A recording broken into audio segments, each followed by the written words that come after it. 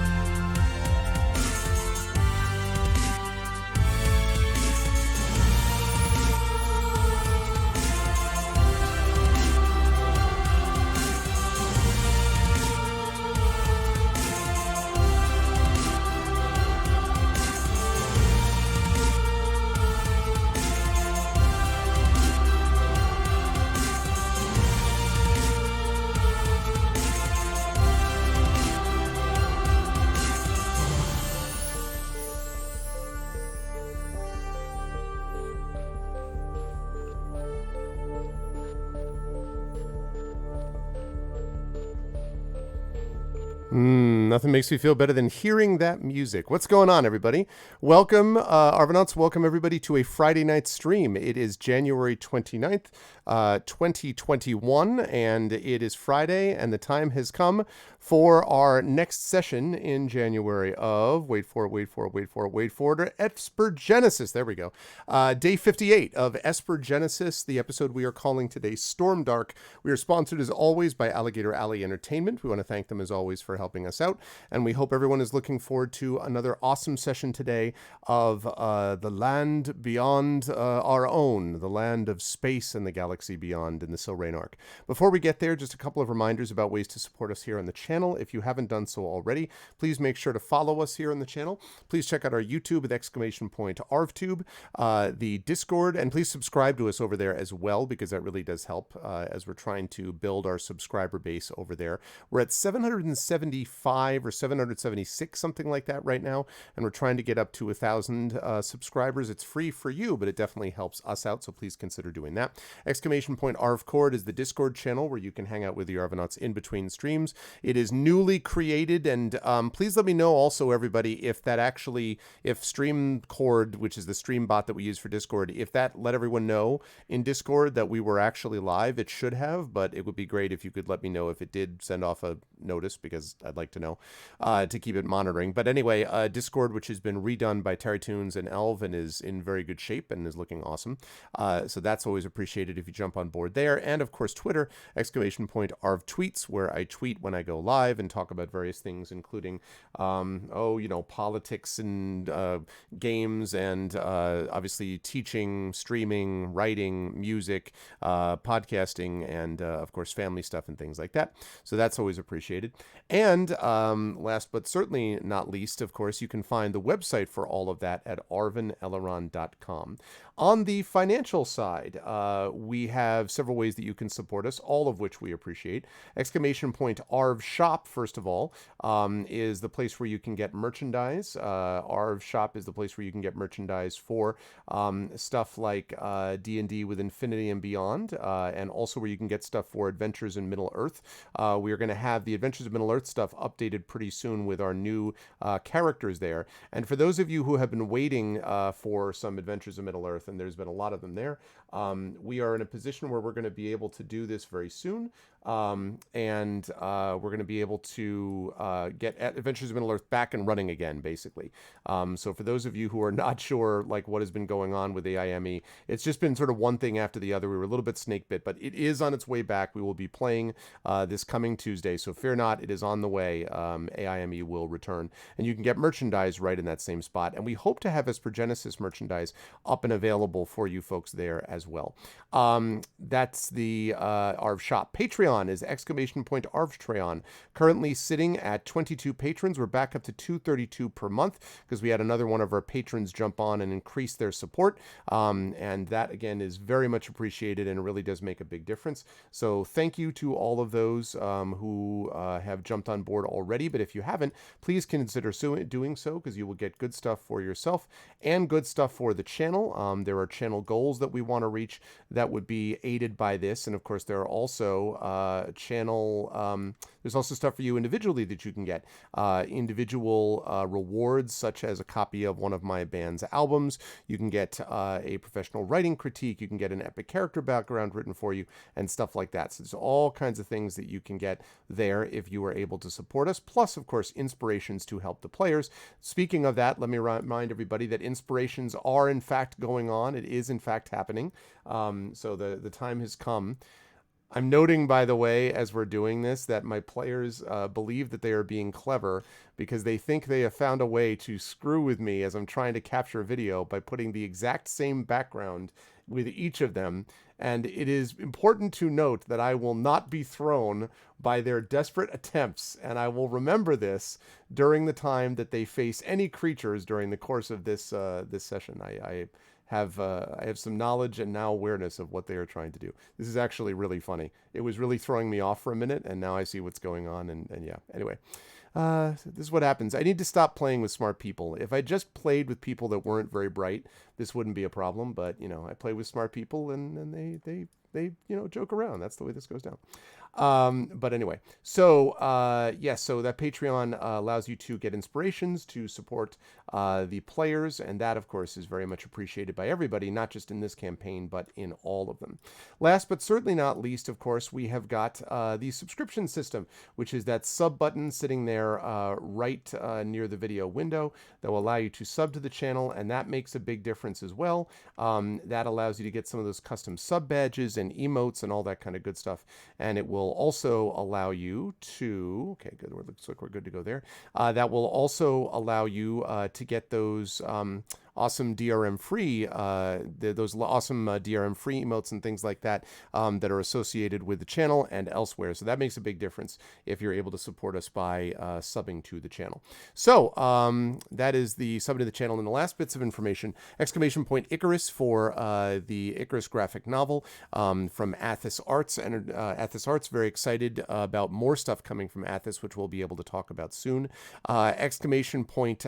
Library is Tales and Tomes from the Forbidden Library. Also, again, coming out from Alligator Alley Entertainment. Already out from Drive-Thru RPG in digital form, but the print edition is on the way. The print edition has actually been sitting in customs now for over a month, and it would be really great if they could get it out of freaking customs so that we could get this thing out to people. It is driving me up a wall. I want to be able to deliver this to people, and I want to have a copy myself, frankly.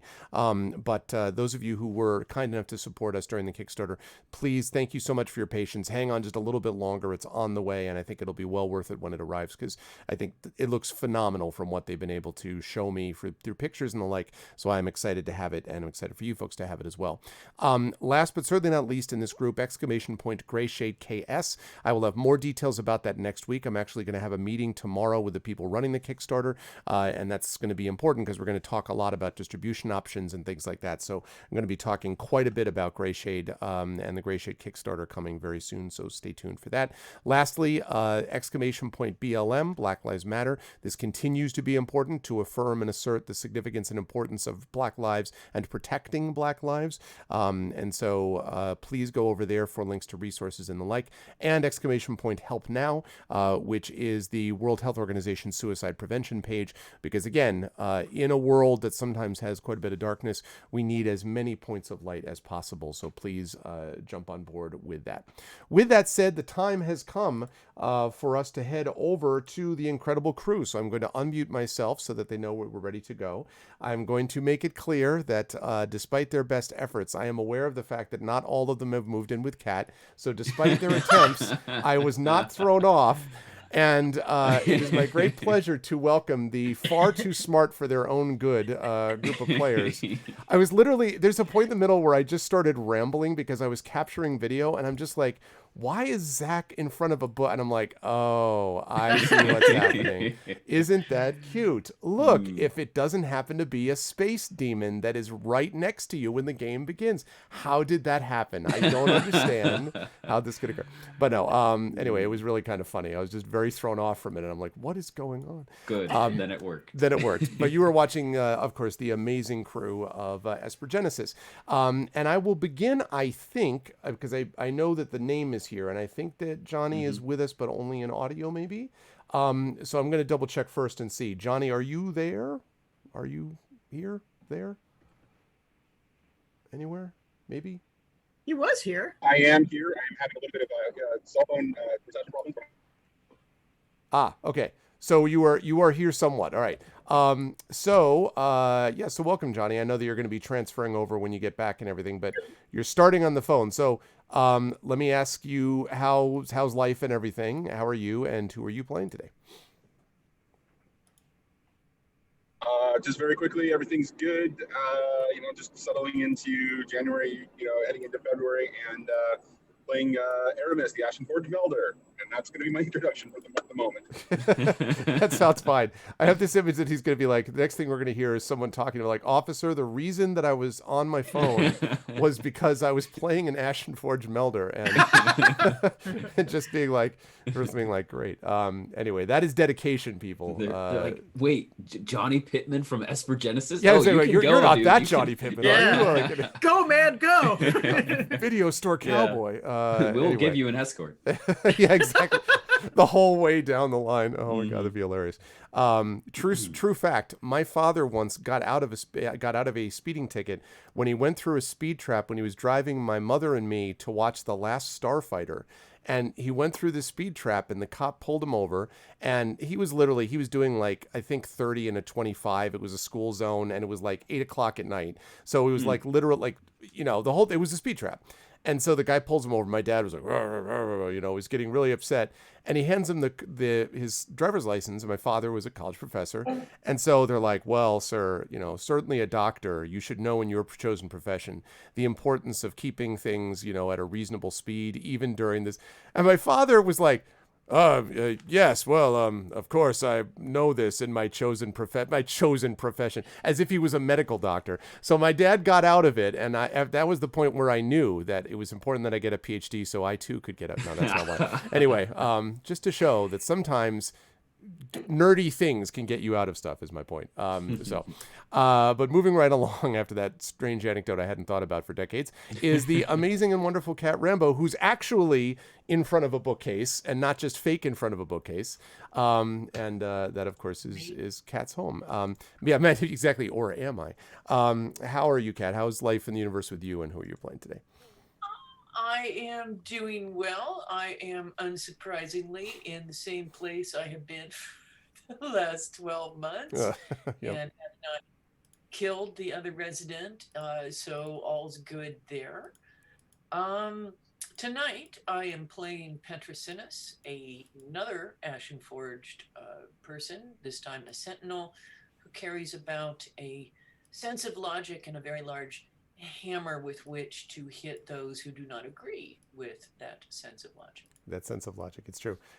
Yes, Petra has often become the voice of reason at the end of a hammer as of late, I've noticed. And so we will see whether that hammer is swung in anger after a couple of sessions that didn't involve a lot of combat. We'll see if there is some tonight. That depends on what the players decide. Always a pleasure to have Kat with us. And also a pleasure, of course, to have with us someone who is not at all sus.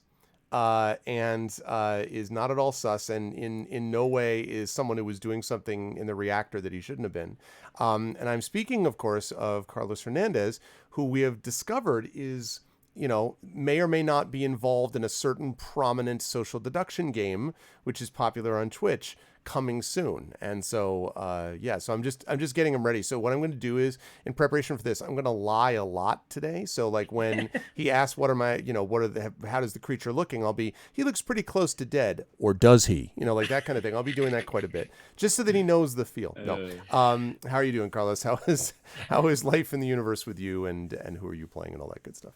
Oh, doing pretty well. I feel like having had VGM for so long now, I'm so prepared for these social deduction games where people lie to your face all the time, because, like the hit points of these creatures are just like never ending. So yes, that's very true. No, I'm doing great. I start teaching again tomorrow, and in 2 weeks I'll be at BossCon presenting stuff, and it's just been good, productive. I'm making a role-playing game that's going really well at this point, and hope to have some news in the not too distant future. Yeah. And so all good. I am playing Ludoku Sleepwell, whom you all know and love by this point. He is an engineer, but he has chosen medical engineering, and he's basically refashioning the bones and sinews of this group every time they get like nearly cloven in half by the creature du jour. Yes, and that's true. It is a particular kind of engineering that's very important. Engineering and keeping them up and running, which has happened in these cases. Like Game Grumps, what has 3 horns, 6 legs, and breathes fire? A bicycle. I lied about everything. That's funny, Rudno. Yes, exactly. That's exactly what it's like. No, it's always a pleasure to have Carlos with us, and that is great. I'm excited to see how Sleepwell handles things today.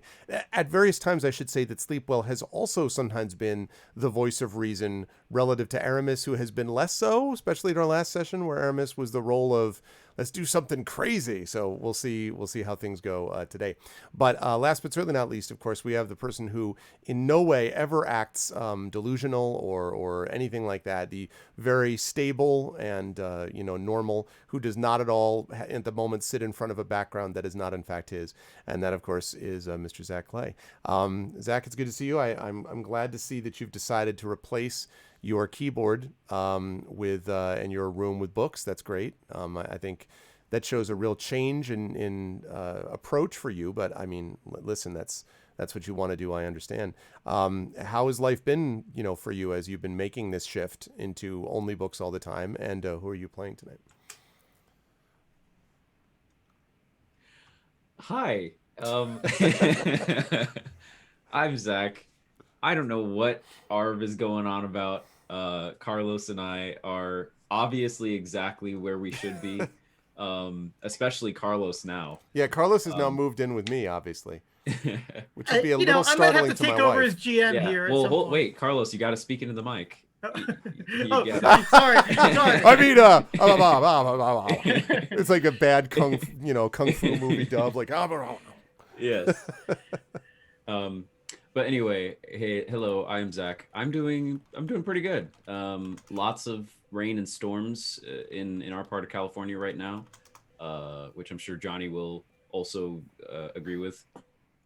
And aside from that, just living life, seeing how 2021's progressing, doing things, doing stuff.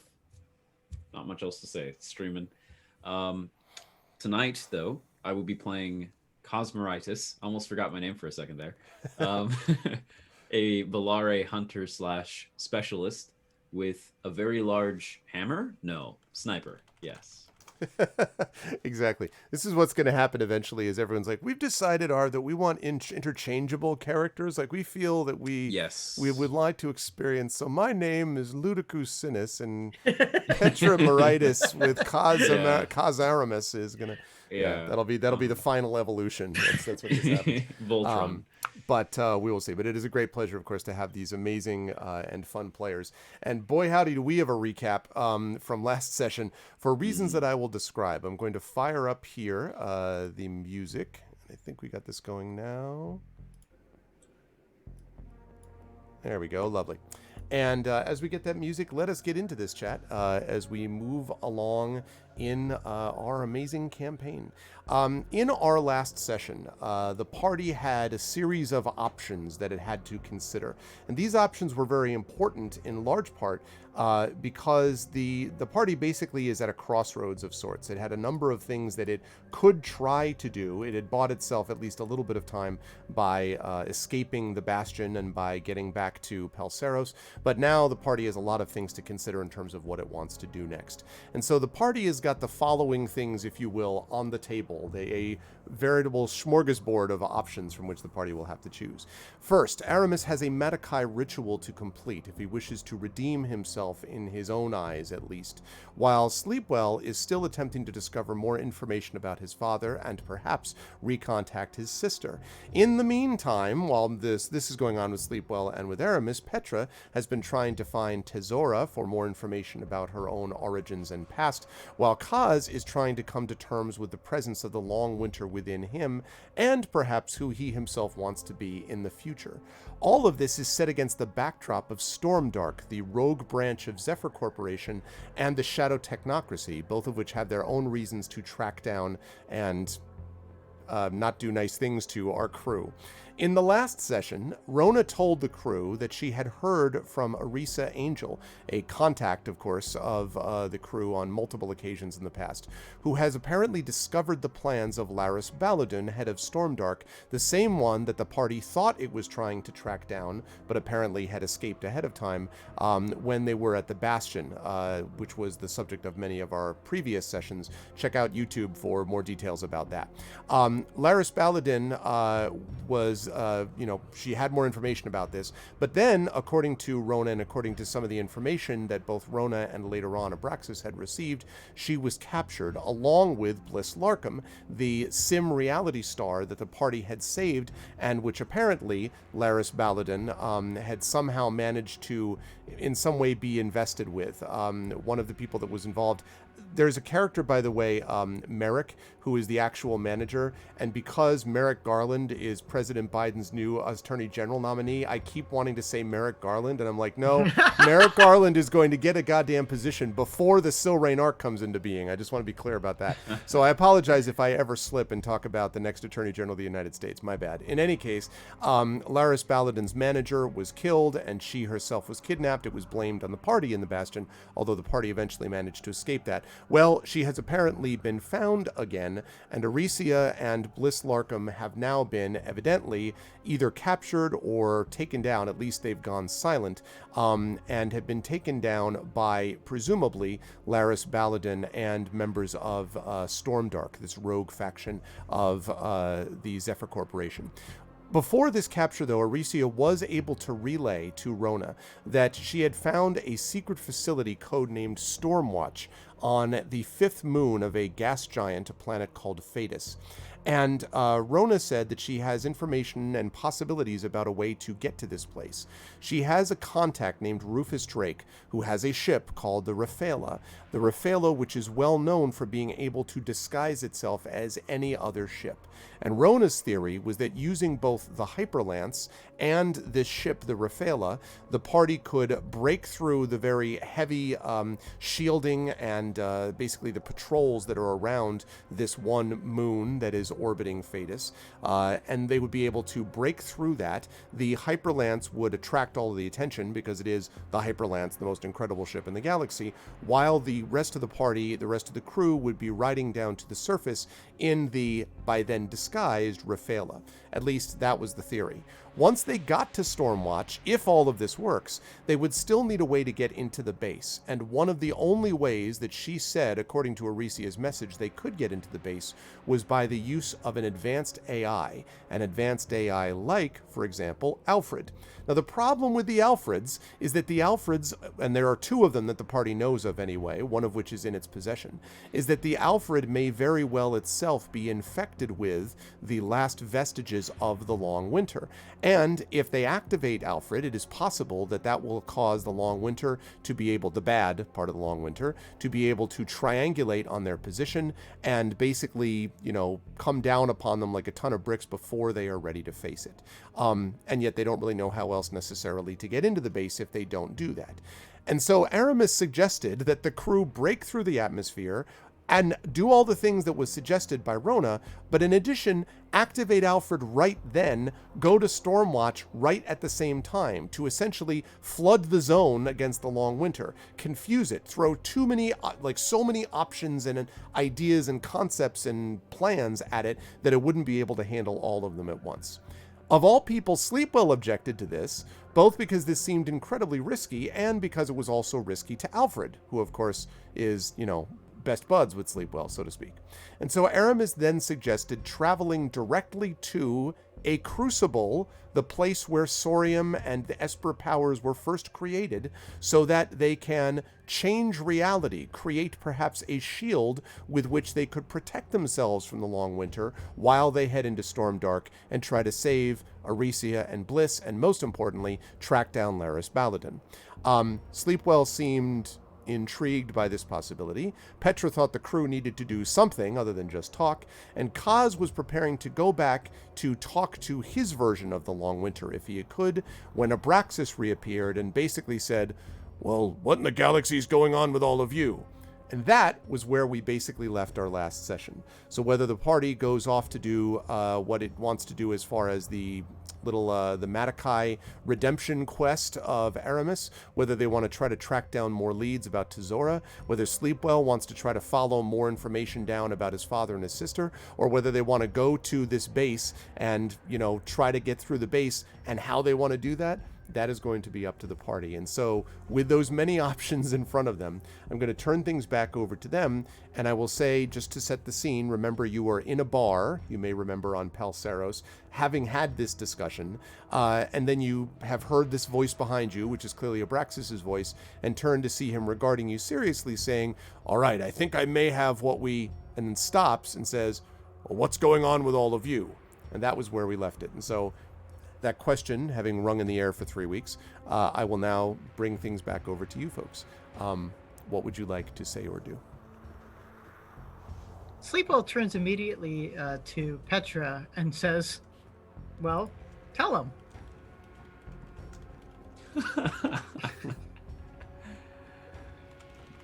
You're muted, Kat. Yep.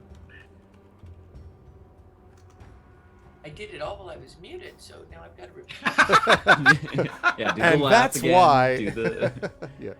So Petra takes a sip of her drink. It says, "We're making decisions. What do you have to tell us?" And Abraxas says, "Seems like you're always making decisions of one kind or another, but you all look as if you've seen a ghost. In Sleepwell's case, multiple ones. Before I tell you, well, I'll ask, do you want me to tell you what I know, or what, or what?" What you know about what? Well, you wanted me to find more information if I could about some things regarding this stuff that Rona has told me about. This information with Arisia and the like. And I found out some things about this planet, this moon that this base is supposedly on. I've also, hopefully, managed to gather you at least a little bit of information about the place you're supposed to go to do this thing that Layden and the other Matakai want you to, this redemption quest of yours, Aramis. And he kind of looks over at Aramis. Because remember, you had that discussion literally in his office, like in front of him. Yeah. He says, "So, I've got bad news and worse news. Which do you want first?" I vote for the bad news. Sure. And he nods slowly, but then he puts up his finger and pauses the game for a second because sticker glue. Does that mean that you got the job? Is that why everyone's saying congratulations to you? Because if so, I should give a moment and do that. You got the job! Yay! Congratulations, sticker glue. That's awesome. Cool. I know you've been talking about hoping you would get it in the interview and all that stuff. Awesome. I am not surprised. They've got a good person for it. Awesome. Congratulations, Sticker. That's awesome. You very reliably hold things together. Yes, exactly. You've got the ability to stick to any situation thicker than. Yep. But congratulations, Sticker. That's awesome. Okay. So he sort of pauses and then he says, "So bad news or worse news? Which do you want first?" Aramis already said bad news first. Okay, bad news first. So, so he kind of nods and he says, "Well, the bad news is that this moon of yours, the one that's got the Batera, as you called them, I'd only heard about legends of these myself, but I went and I did a little bit of research about it. Getting to the moon won't be a problem, especially if Layden's with you. Once you get there, though, this place is not hospitable. First of all, it's extremely cold. So cold that you're going to need very special uniforms and equipment to be able to survive on its surface. And obviously, there's no oxygen, really, or very little, so you won't have the right atmosphere, but you can compensate for that with suits. That's not a problem. What is a problem is that the atmosphere of the place itself also has, from what I understand, stone dust, for want of a better term. But it is so cold there that this stone dust is basically almost crystallized. Everything there is very sharp. What that means is that there is more than an even chance that if you're not careful, your suit may rip while getting to wherever it is that you need to go. I don't know why Layden didn't mention this," and he pauses and says, "except the Matakai are awfully tough. It's perhaps part of their test for you, Aramis, that they think this is something you're going to need to get through. I might be able to scrounge up enough suits for all of you if we do a little bit of work here on Pelsaros, but I just wanted you to know what you're getting into. It's not just the Batera, and don't get me started on them, it's the atmosphere in which they live. That's the bad news." Well, let's have the worst news then. So Yeah, I can't imagine what's going to be worse than that. So he takes out a little one of these hollow emitters that we've been talking about before that have the little ships, the lights of the ships that show, or like wireframe, basically, emitters, right? And he puts one of those on the desk, and vroom, this wireframe comes up of what looks like a small planet. And as you look, you notice that as the sort of emitter is playing this little vid, basically, that it's actually a small, not a small planet, but a moon circling a large, much larger area, and that is apparently surrounding this planet of Phaetus, this gas giant. And he says, "Right. So this right here is the moon that, according to Aricia, you're supposed to go to try to find this Stormwatch base. So far, so good. Now take a look at this."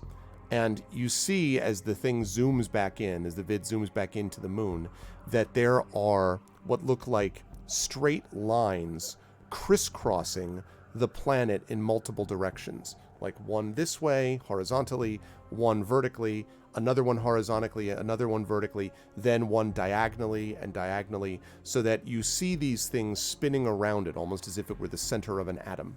And he says, "I've only slightly accelerated the actual course of these things. You said that Aricia said that there were some problems with security. It's more than that. Those right there have to be 5 or 6 at least of some of the most advanced fighter craft that I've seen. And these two," and he points at the two horizontal lines, which look the same to you. Sorry, I beg your pardon, the horizontal and the vertical line. And they look the same to you as the other lines, but he points at them and he says, "These two are particularly nice. These are light freighters, except they're the advanced variety. These freighters are capable of carrying ships themselves, multiples of them. If I had to guess, from what I can tell from the interference around that planet, they've got maybe 30 or 40 ships circling it at high speed. And the moon's not all that big. It means that they can cover almost every angle of approach. I don't know how any of you expect to be able to get past that to even get onto the planet, but the security is as tight as it gets. You'd need a small fleet to be able to deal with it seems to me.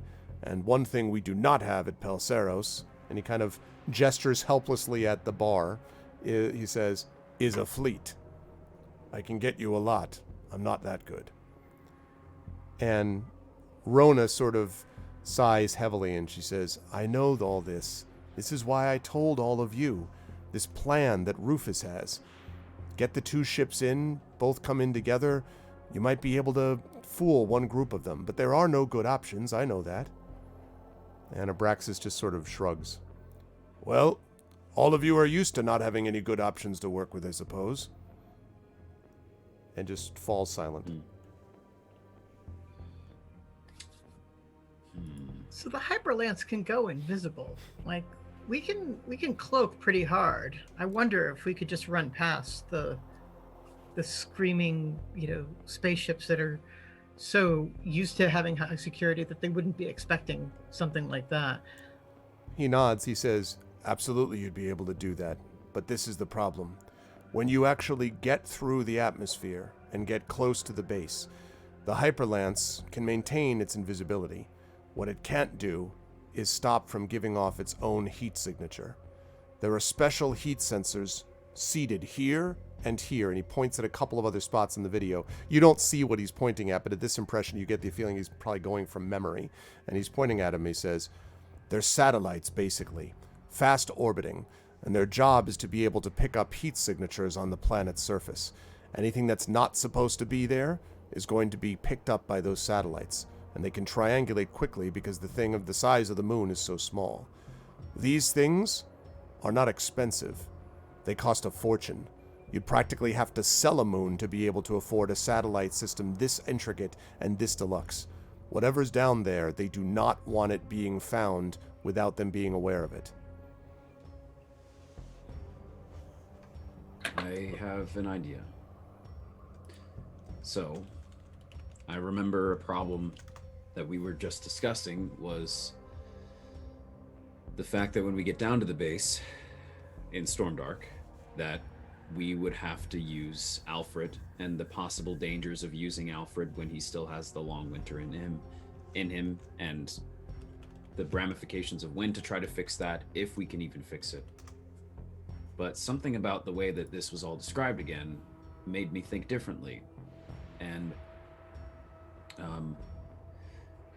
if it just requires a particularly powerful AI to open the Stormdark base, like Alfred, there's something else that we have that's adjacent to Alfred that isn't corrupted by Long Winter, and that is the Hyperlance. And we happen to know someone that has a very, very strong, if not almost symbiotic link with the Hyperlance, looking at Petra. What if, and I don't know if this would work, I'm expecting Abraxas to come at me with some other reason as to why this won't work, and we can try to figure it out from there, but if we do maybe meet up with this Rufus Drake guy who has this fleet disguise system that gets us past everyone, maybe we can hide the Hyperlance's heat signature in his fleet disguise or something. And then instead of trying to use Alfred to open the base, we use Petra and the Hyperlance to open the base. So you see Abraxas kind of doing this, like, the gear, like, mental calculations. He's Right. kind of like, he's like, he says, well, Here it comes. he says, no, it's not impossible what you're suggesting, but, well, there's a bit of a risk. I don't know fully even now exactly how everything works on the Hyperlance. Practically nobody does. You all know that yourself. But the only one who's able to control it fully without having, being able to really connect to it completely has been Petra. So if you want this thing, the Hyperlance can't walk up to and enter codes to the door of this base. If you want someone to be able to do that, and if you want them to have the aid of the AI, and he looks at you, Petra, and he says, it's going to need to be you who does it. And I don't know if you are going to be in control of yourself when that happens. You've already told us once when you left it that it took you a while to disconnect from it. what if that happens again? It's up to all of you, but I've been hacking long enough to know that I'd like to use computers as machines, not become one myself. Besides that, once there's going to come a point where even then the hyperlance can't stay permanently that way. It will get down there even if it somehow were able to keep itself without notifying anyone about a heat signature. It's going to give off heat at some point. It would have to shut down completely. And if it shuts down, so does the AI. It's not a terrible idea, Kaz. It's actually quite brilliant, but I don't know of any way to get the hyperlance from a ship to the base. We get the hyperlance in, we take out the satellite so that our heat signature can't be found, and then we can roam around as wherever we want while they're trying to fix their satellites. I think the key here is taking out those satellites in a way that doesn't make them suspect that we took out their satellites. And he nods. He says, well, that's the problem, of course. Yeah. Another thing we could test, this is kind of relying again on Petra here and a bit of your exploration. I mean, I can always go talk to Winter and see what he can do. He was being kind of cryptic, and maybe I didn't ask the right questions or push him in the right direction. But Petra, we could test the extent of your abilities with this. I mean, the last time you summoned the hyperlance, it was across Bastion. It wasn't near us at all, and you asked for its help, and then it picked up, flew to us, and destroyed a building. So what if the hyperlance is in orbit or something, and then we go down in this guy's fleet, and I don't know, what if we get you a suit that lets you like interact with the hyperlance or something? I don't know. I don't think it's a bad idea. And I think it's certainly true that the hyperlance and I have a connection and that we might be able to use it here. The thing is, though, as Abraxas mentioned, it takes me longer to come out each time. And there is going to be a point where I don't come back. Has it felt that way?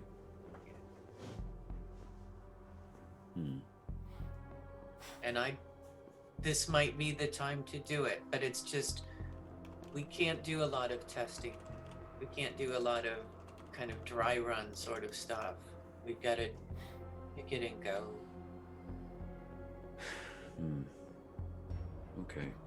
I wonder if I can help with this, though. You know, what we haven't really tried is having a doctor, and he kind of like, you know, opens his arms onto himself, monitor your situation and try to actively interact with you, because, you know, I'm not just a doctor, I'm an engineer.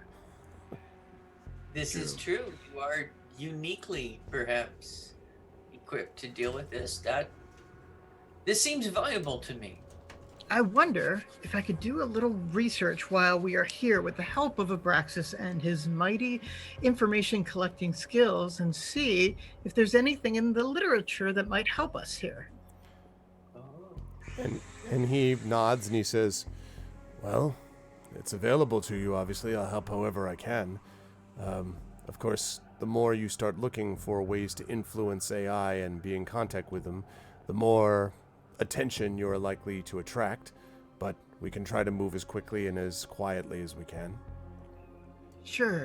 And, you know, I've seen other people's search histories. I don't think that's going to be the problem. Like, us looking for interacting with AI, we can do that pretty innocuously compared to the other, you know, stuff that's going on here in Pelsaros, I am sure. So, that's what I think I'd like to do.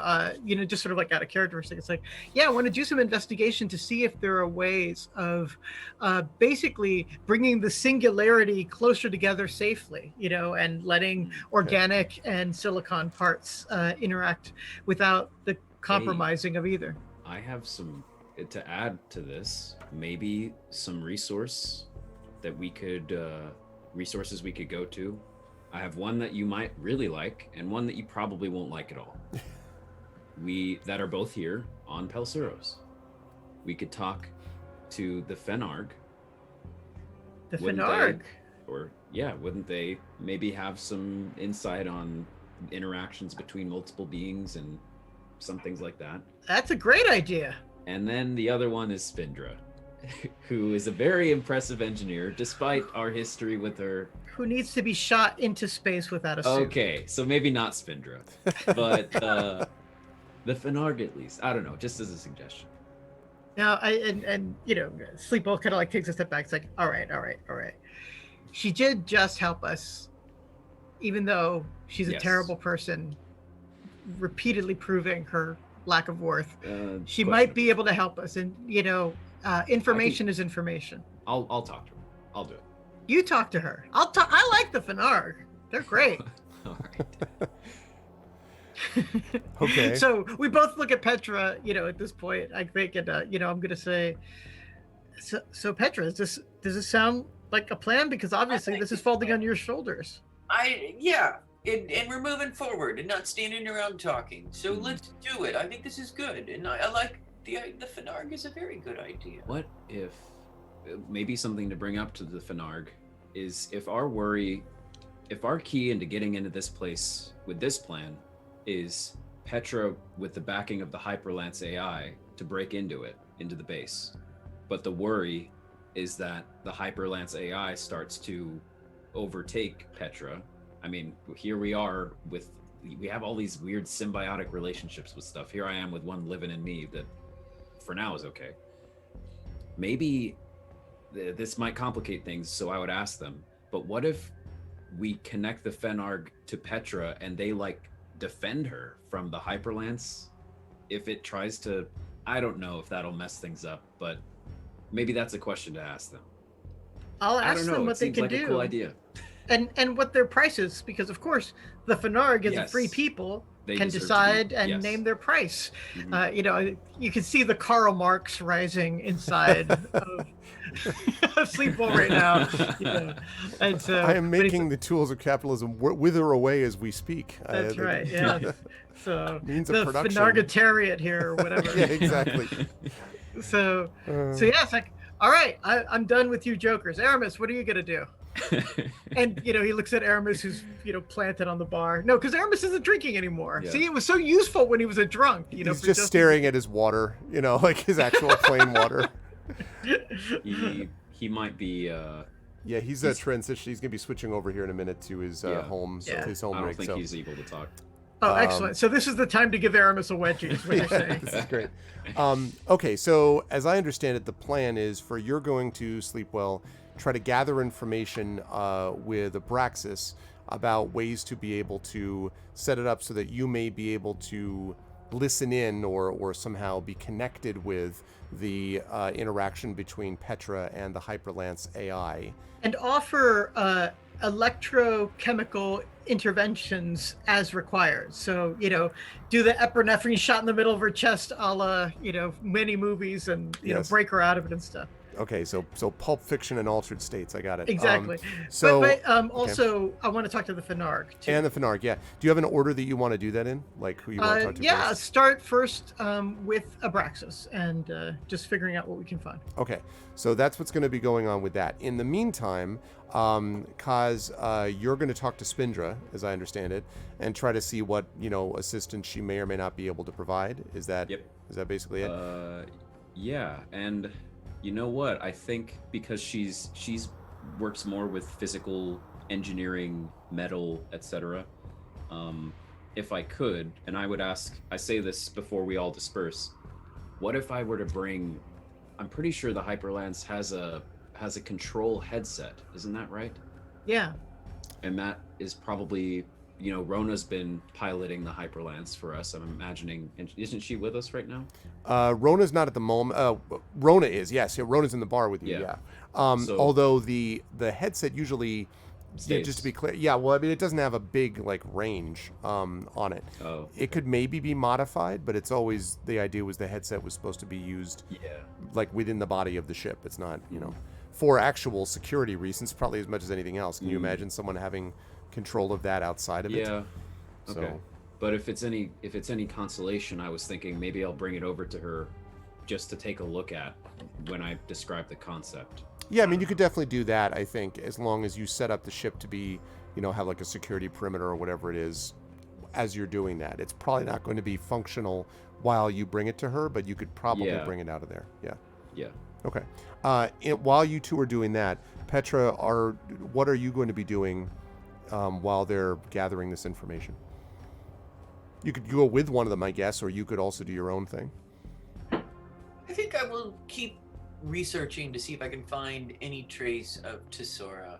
But Okay. otherwise, I'm going to mentally prepare myself and try. I mean, it's been hard I felt like my identity, Petra's felt her identity loosening within there. And so she's going to take some time to kind of meditate and recenter and reassert who she is to herself. Okay. I love this. It's like Yeah. a Rocky montage sequence in a cooler where you're punching. Yeah, meat. punching meat, yeah. I am Petra. But it's like Rocky 2 where she does the running sequence, and at the end of it, all of Pelseros like ran up the stairs behind her, like Yeah. Philly and Rocky 2. Like now she's with everybody. Okay. Okay. So Petra's going to do that, and then Johnny will tell us when he comes back what Aramis is going to be doing, because I assume it will not just be staring at a glass of water on a bar. Okay. So let's start then. Let me move back, actually. Let me start with Kaz first, and then they jump to Sleepwell next, because Sleepwell will be a little more involved, and then we'll come to Petra after that when we see the results of all that first stuff. So, Kaz, you're going to go to Spindra. Now, Spindra, you basically know where the shop is that she had set up, that you've gone before. Yep. You're just going with the headset and anything else with you, or just basically those things? Anything else that I would want to bring her, I have on.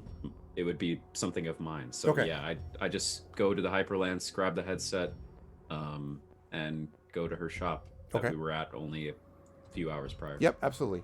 Okay, so when you walk in, you don't see Spindra immediately, but then you see over in one corner of the room that she is working, and it looks like a little bit angrily, basically, on a couple of, they almost look like robot, like large legs of some kind of larger sort of walker of some kind. And she's working on a couple of what looks like pivot joints, and, kind of does these things. And every so often she, pulls them, and then or she's sweating, wipes an arm across her brow, and occasionally like mutters a curse under her breath, and doesn't actually even notice you when you come in because she's so invested in this type of thing.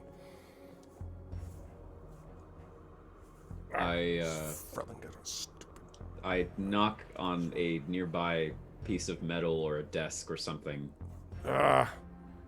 What? Has not looked back, so doesn't, Need some help? And then she stops and she's like, Kaz, what are you doing here? You come to tell me more things that I'm doing wrong from Sleepwell? No, I'll let him do that himself. Somewhere the voice of Sleepwell echoes through the hallways. From our communicator. Yes, you hear that yes, inside? yes. I'm like, oh, sorry. I meant to turn that off. Sorry. Sleepwell, stop listening in on everything. Close. I turn it off. Okay. We wanted to have you take a look at something, but is there a way that I can help you first? And she says, no, unless you can give me a sense of how to navigate between guilt and anger. Is that the name of the thing you're working on? Yes. This part's the anger. Ugh. Thank you for the follow, by the way, Dedrick9. I appreciate it. No, this is not based on other material. It's actually a map from this, from literally the Esper Genesis core manual. Genesis. Alligator Alley Entertainment is the ones that did this map, and I agree with you. It is a great map. I'm looking forward to more from them. They have the Master Technician's Guide out, but the Threats Database out, but the next thing is going to be the Master Technician's Guide, which is basically the GM's Guide, and I am excited to see the additional obstacles I can throw. I mean, the greater information I can bring to bear in this campaign for my players. It is a really awesome system. So she says, this part's the guilt, and she kind of pulls at a wrench, and you hear this screeching of tortured metal as the bolt kind of, slightly either loosens or tightens. It's not clear. And then she's like, and this part's the thrilling anger, and the wrench pops off, and she kind of stumbles back a pace, and then she kind of throws the wrench down at the feet of these legs that are kind of still wobbly. They're not attached to anything, they're except like a torso, but there's no, brain or anything. It's just like sort of like a metal platform that they're next to, that they're attached to. And she kind of, like looks away from you and kind of walks over to one window of her office and just stares out at the dock, the space dock that it overlooks.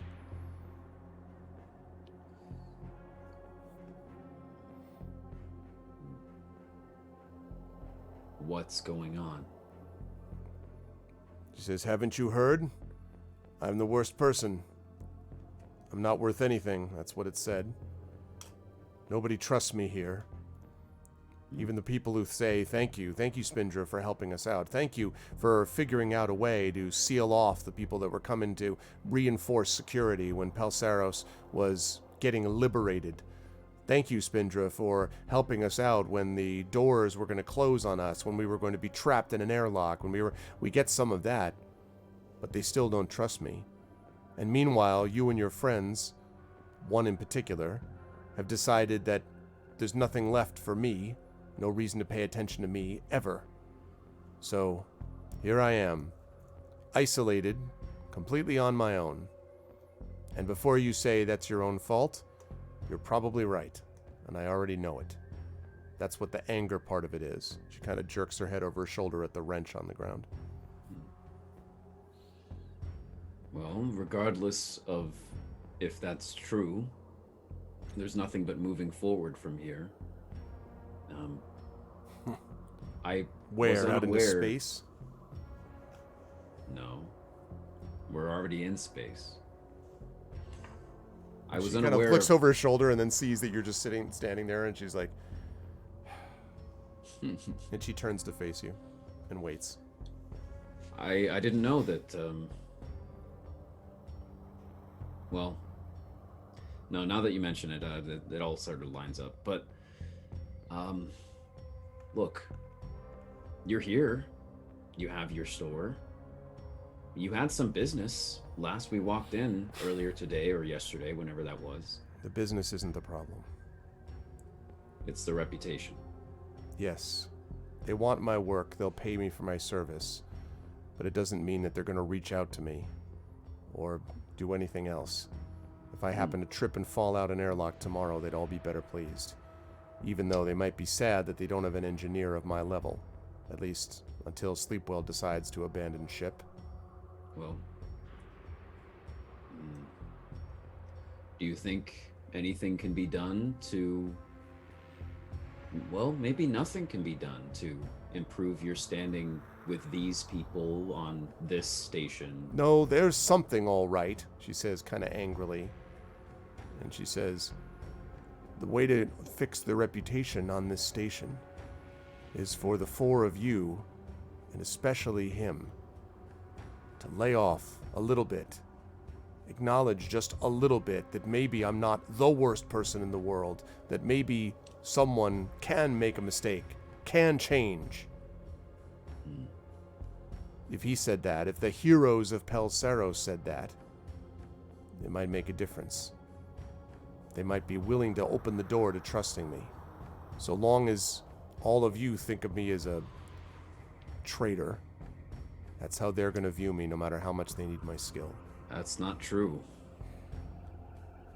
That's not true. Sleepwell speaks for himself. There are multiple heroes of Pelsaros. We are not a single entity. I wasn't trying to undercut what you did. None of this would have happened without the four of you, Kaz. You know that. And I did betray you, even if I thought at the time it was the only thing I could do. But I also can change, and he doesn't want to hear it. So, that leaves me nowhere, basically.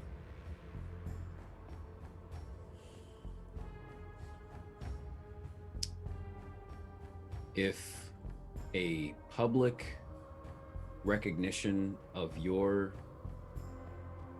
value as a person by at least me, Petra, and Aramis is worth as much as you're saying it is, then we can do that.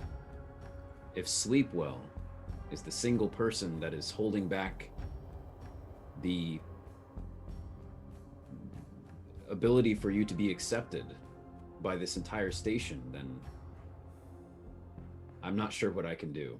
So she kind of like, as you say, then we can do that. She kind of, why would you do that? Why would you want to help me?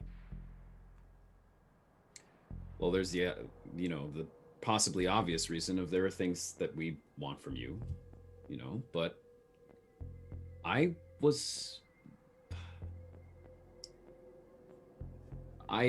bear with me. I have an AI in my mind, in my brain. I don't even have a brain, and I have it in my brain, which is kind of weird. But so my memory might be a little fuzzy. What? But as far as I'm aware, yes, there was the situation with the Fenarg. That's been resolved. They have their autonomy. They have, they're here. That's gone to the wind, right? And she nods. She says, the Fenarg are the only ones who would speak for me. Except even now, the Fenarg are tolerated. They're not abused anymore by the people in the station, but the people in the station still don't know what to make of them. They still stay away from them.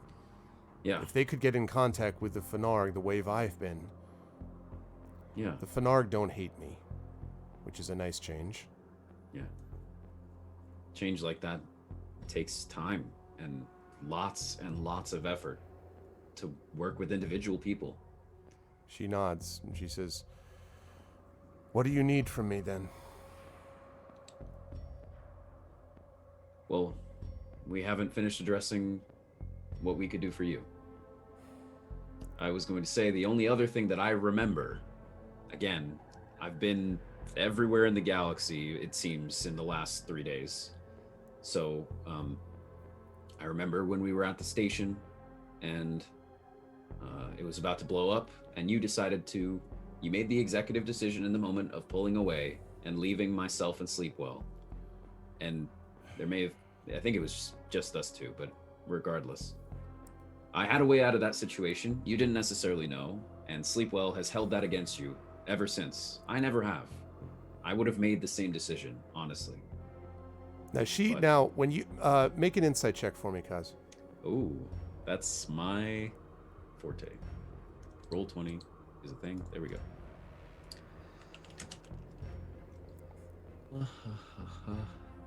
Okay. 26. Yeah, when you say that business about I would have made the same decision, her eyes widen in obvious shock. Like, she basically felt that, Sleepwell was the most vocal, but that basically all of you essentially felt like she had just betrayed everybody. And you'll remember that particular sequence, she claimed she was doing that, and still maintains to this day, that she was doing that to save everybody else on the ship. Yep. And so, but when you say that, her eyes widen in obvious shock, and she says, what do you mean you would have made you would have done the same thing? Yes. From what I understand, after we found out why you did that, and in our limited conversation as we were running to try to escape, you saved everyone else on the ship, and leaving behind me and Sleepwell in exchange for what, 30 plus lives? Makes sense. Yeah, and she's sort of like, what? Yes. I'm sorry if we never really made that clear. It clear. With Sleepwell wanted to decapitate me. You were all his friends, and why would I think anything different? And I didn't want to leave you there, It wasn't like I planned it. Yeah. The whole thing was. The first time was my fault. It was my fault. But, and she just sort of sighs and she says, yeah. And she just sort of trails off. She says, anyway, I didn't know you thought that. Yeah. In my opinion, I think I always disagreed with Sleepwell on that, but I have never gotten into a duel with Sleepwell anywhere near as well as he and Armis do. So I think at a certain point we got distracted by other things going on and kind of just let Sleepwell have his opinion and go at it. That wasn't exactly fair to you. So I'm sorry. And she kind of sighs and says, well, I appreciate that.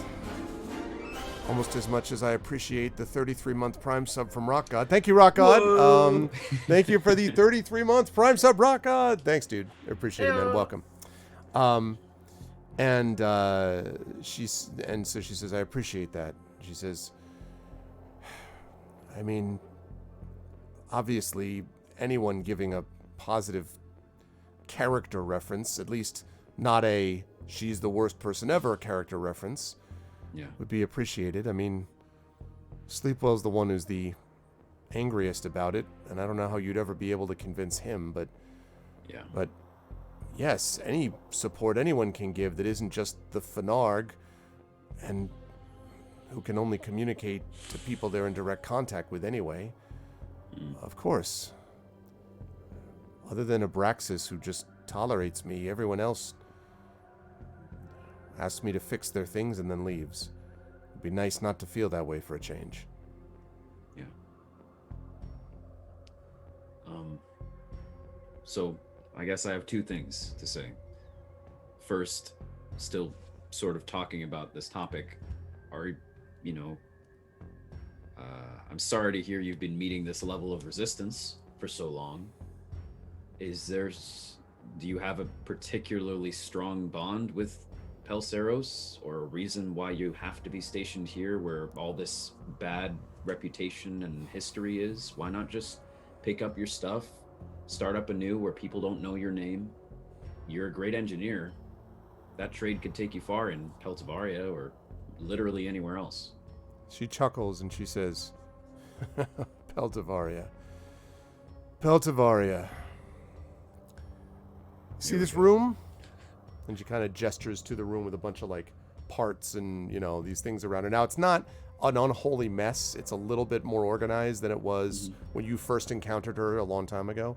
But it's still got a lot of parts around. And she says, took me a lot of years to put this together. A lot of years to establish myself when the only thing I had to worry about was whether I was going to get lasered in the back by a gang member instead of attacked from the front by people who don't trust me. And she says, going to Peltavaria, even if I could figure out a way to get there without triggering every off-world warning and warrant out for my arrest, probably. Oh, that's a problem. And she said, but I thought about doing it anyway. Maybe I could go to someplace off-world, one of the other planets, head to some moon where no one knows me. And she says, but then I looked at this place and I thought, what was the point of all of this if I had to bail on this? I am a good engineer, whatever Sleepwell thinks about me. I ought to be able to do something to make this pathetic junk pile that you call a station somewhat functional.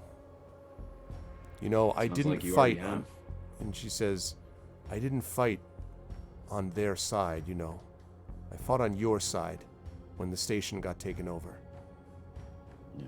I'm glad that all of you won. Even Sleepwell. I'd rather have them in charge than the technocracy. I don't want to leave. I want to build a reputation here somehow. But I can't do that if I don't have a chance. All right. Well, if it's any consolation, we're planning to head to a moon where no one knows you. I don't know if it's a place where you'd want to bet up though. She says, why? What do you need from me? Well, and I pull out the headset. Okay. This you may or may not have seen before. You've been on the Hyperlance with us. This is the headset that controls the ship. And she looks at it and nods slowly. It's probably not super functional all this distance out, but to sum it up, because you know all about this shadow technocracy stuff as well. We are trying to put an end to things and at least climbing up the next rung in the ladder to do so. Heading to a moon that basically has their base, and we need a high-functioning AI to break in. Petra has a particularly strong bond with the Hyperlance, and we want to use the Hyperlance through her to open our way into the base. Only worry is that there's been this continual interaction of the AI and herself, and it continues to be harder for her to disconnect from it, or perhaps from it to disconnect from her. And I don't know if you know of any way to strengthen her ability to resist it. It's not malevolent, we don't think. In fact, I think she's mentioned that it like keeps saying that it loves her or something. But I don't know. I have no idea if you know anything. Here's this. I don't know if this is useful. You could come to the Hyperlance if you want to see it when it's on, but So if you hand her the headset, then she will take it, and she kind of looks underneath it and around, and kind of looks at the side of it and says, huh. You know, I saw Rona and I think maybe Aramis wearing this once on the Hyperlance, and I thought there was something else to it. Yeah. This is the whole headset? This whole thing? Yep. And she Very says, sleek. Very sleek. And something else, and she turns it so that you can see the underside, basically. You know, turns the inside of the, this thing Whoa. this way, right? Velvet. Yeah, velvet. She says, these ancient headphones, 20 years of it. And she says, no electrodes, Kaz. How the Frel has Petra been contacting the Hyperlance? Osmosis? Yeah, apparently. And she says, there's no mechanism in this thing. It's powered by Esper. Has to be. It means that it's essentially not a computer bond, or not entirely. But a spiritual one. A psychic one. It connects between the psyche of the user and, if I had to guess, though I'd have to get into the machinery to see, the computer matrix of the Hyperlance. This causes why that ship is so dangerous. It's why so many people want it, or want it destroyed. It's an extension of the person's mind, or the person's an extension of it. It's connecting the mind spiritually and psychically with the computerized technology on the Hyperlance. If this is the only thing that does it, she holds up the headphones again, then I'm not surprised that there's been interaction between them. It was never intended to be involved with distinct people. It was intended to be one thing, combined. Alfred, yeah. Or, wait, what? And she nods. Yes. Alfred would do it. But I don't think its full power is recognized that way. Because this isn't cued to hook up to an artificial intelligence in a metallic body any better than it does in an organic one. The Hyperlance's true power comes when it connects to someone that's bonded to it. Nothing, even now, Kaz, moves as fast as the brain of a sentient creature, especially one that has Esper power flowing through it. It moves faster than any computerized relay ever produced. And when you're saying that the point of that object is, that's like the last missing key to the Hyperlance reaching its final, most powerful, most optimized ability and form. And that's why every time she connects to it, it keeps trying to connect her all the way in. This is all speculation until I get a chance to see it myself. But if I had to guess, yes, it's not trying to hurt her. It's not trying to take over. Yeah. It's trying to join with her. That's its Complete programming. itself. Yes. Yeah. Okay. Knowing that it's Esper powered helps. Maybe we could use Esper to help defend her. I feel like that's probably something up Sleepwell's Esper alley. Maybe he has some like barrier Esper powers or things like that. I don't know. But that helps. I thought it was all machinery, but apparently not.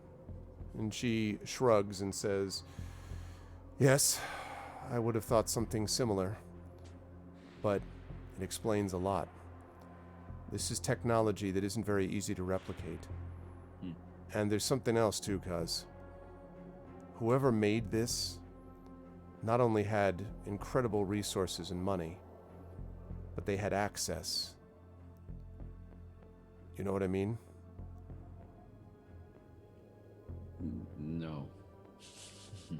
Access to the only place that can put together psychic energy, computerized energy, and tie it together. The only thing that can make something that isn't supposed to connect. Aramis would be very happy to hear the word you're about to say. It's a crucible. It has to be. I thought so. Okay. All right. I think this is a good spot to cut to Sleepwell. And although you can tell me, Kaz, if there's basically just a couple more things, then you know. That's okay. Perfect. Although Johnny said that as soon as our scene was done, that he would then join me the setup. Okay, yeah. So jump in, Johnny, when you can. Assuming you're hearing this. Also, thank you, Dragon Spear, for the sub. I appreciate it. And yes, this has been running. I actually forgot about that. So as of mid-February, this will have been running for 3 years. This campaign, which is crazy. But it's been, I mean, it's been an incredible joy for me. I'm just going to say that up front because I've been so fortunate to have these amazing players and this great game to play. So it's been well worth all of it for me. But I can't speak for the players, but it's been awesome. Mrs. Dunsel, thank you as well for the resub, the 28 months. Thank you. Which means, let's see, yeah, so 2 years and 4 months. Thank you very much, Mrs. Dunsel. I appreciate it. Thanks for all the resubs today, folks. All right, so here comes, here's Johnny. Here's Johnny. It was right it there and like, okay. All righty, just give me a second whilst I fixed it. There we go. And joining us now, live and in living color, in studio space, it's Johnny Pittman. So hi, Johnny. Welcome. I know you already did your introduction, but how much of that did you catch? Did you hear most of it? So you were able to... Oh, Crucibles and, Fernarg and, the Hyperlance. Oh, my. Yes. Mm-hmm. Yep, so you walked into it. Okay, so before I cut to Sleepwell next, I did want to ask you, Petra's looking into, continue looking into Zora, but also kind of meditating and preparing herself for whatever is to come. Sleepwell is about to deal with Abraxas and try to gather information about the possibility of intervening in the connection between Petra and the Hyperlance if need be, by applying, I believe his term was biochemical stimulation at appropriate moments, and then is going to try to get in contact with the Fenarg to see if they have any ideas. You just heard Kaz's connection with Spindra, because Sleepwell wasn't about to talk with Spindra, and so the only one I didn't know what they wanted to do is you. So what does Aramis want to be doing during this? I actually don't know. I don't think that there's really anything that Aramis could contribute to this particular situation. Okay. I mean, you could go along with one of them if you wish, or stick. As everyone pointed out, they're like, "Well, he's drinking." No, he doesn't drink anymore. I'm like, "No, you were just staring at your glass of water." So that's what was happening. Right. I think Aramis would definitely would trail Sleepwell, just to keep an eye on the kid. Okay. Then that's good. That's convenient because the next one that we're going to jump to is indeed Sleepwell and you, and then I'm going to jump to Petra next.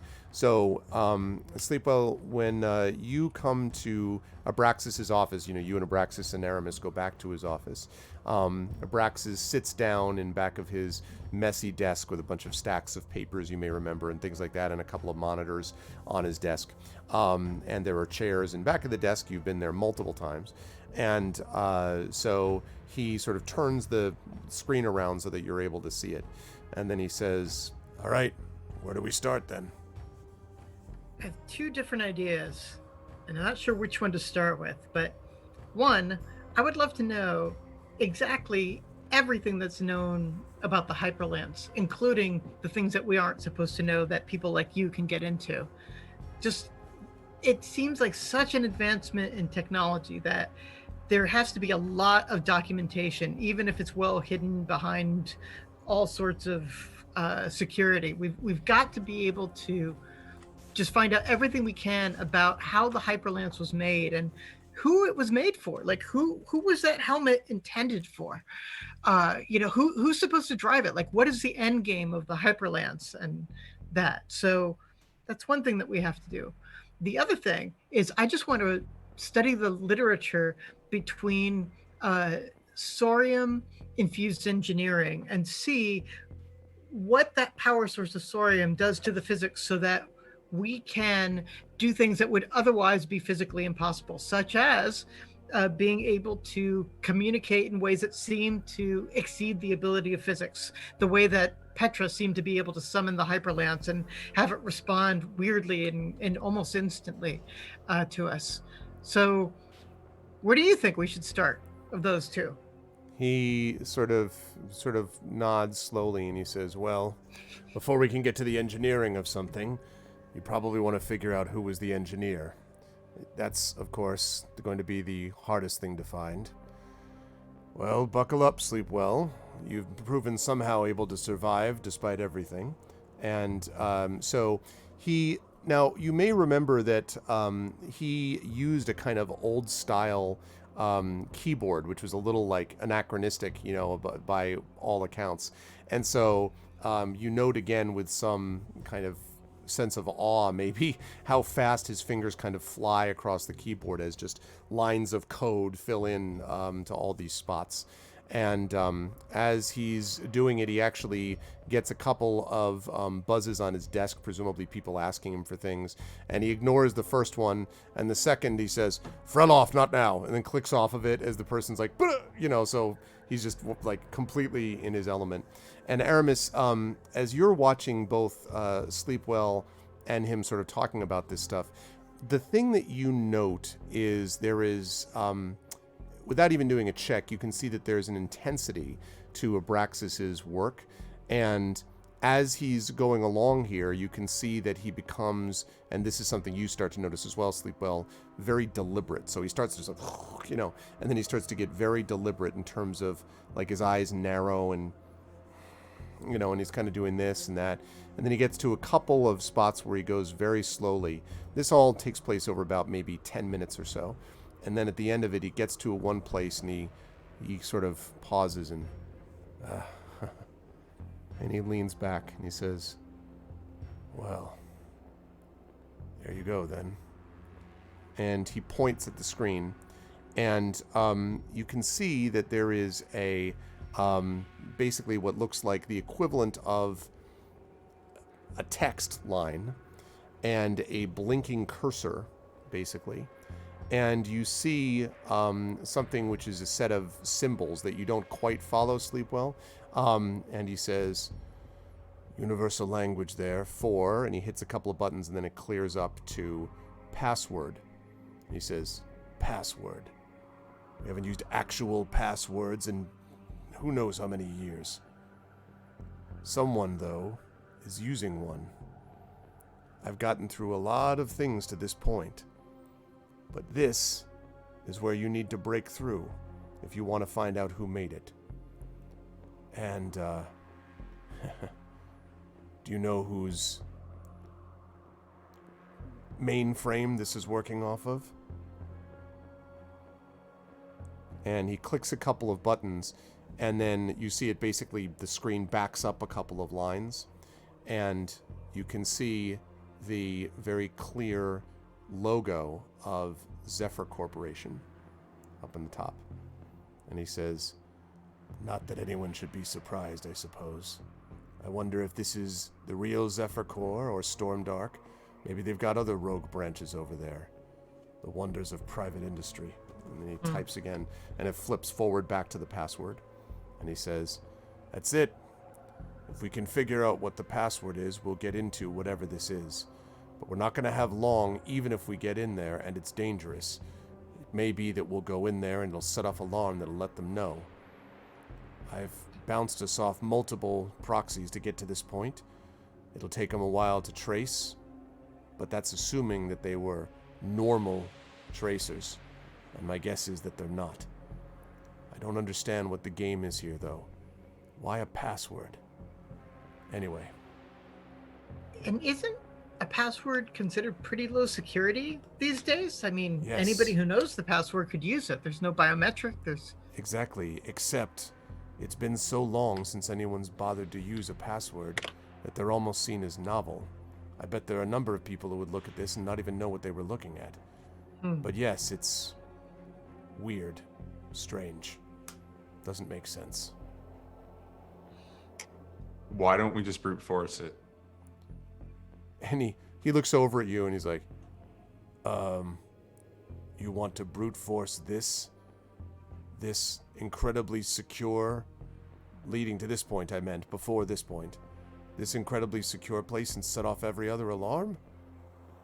You could bring the entire Zephyr Corps and Shadow Technocracy and whoever else they're working with right here. How easy do you think it's going to be to guess this password? It's not. If somebody's using something this archaic, they either have a flair for nostalgia, or they've made it exceedingly simple. They want people to break in. They just don't think anybody's going to recognize it and know what to do with it.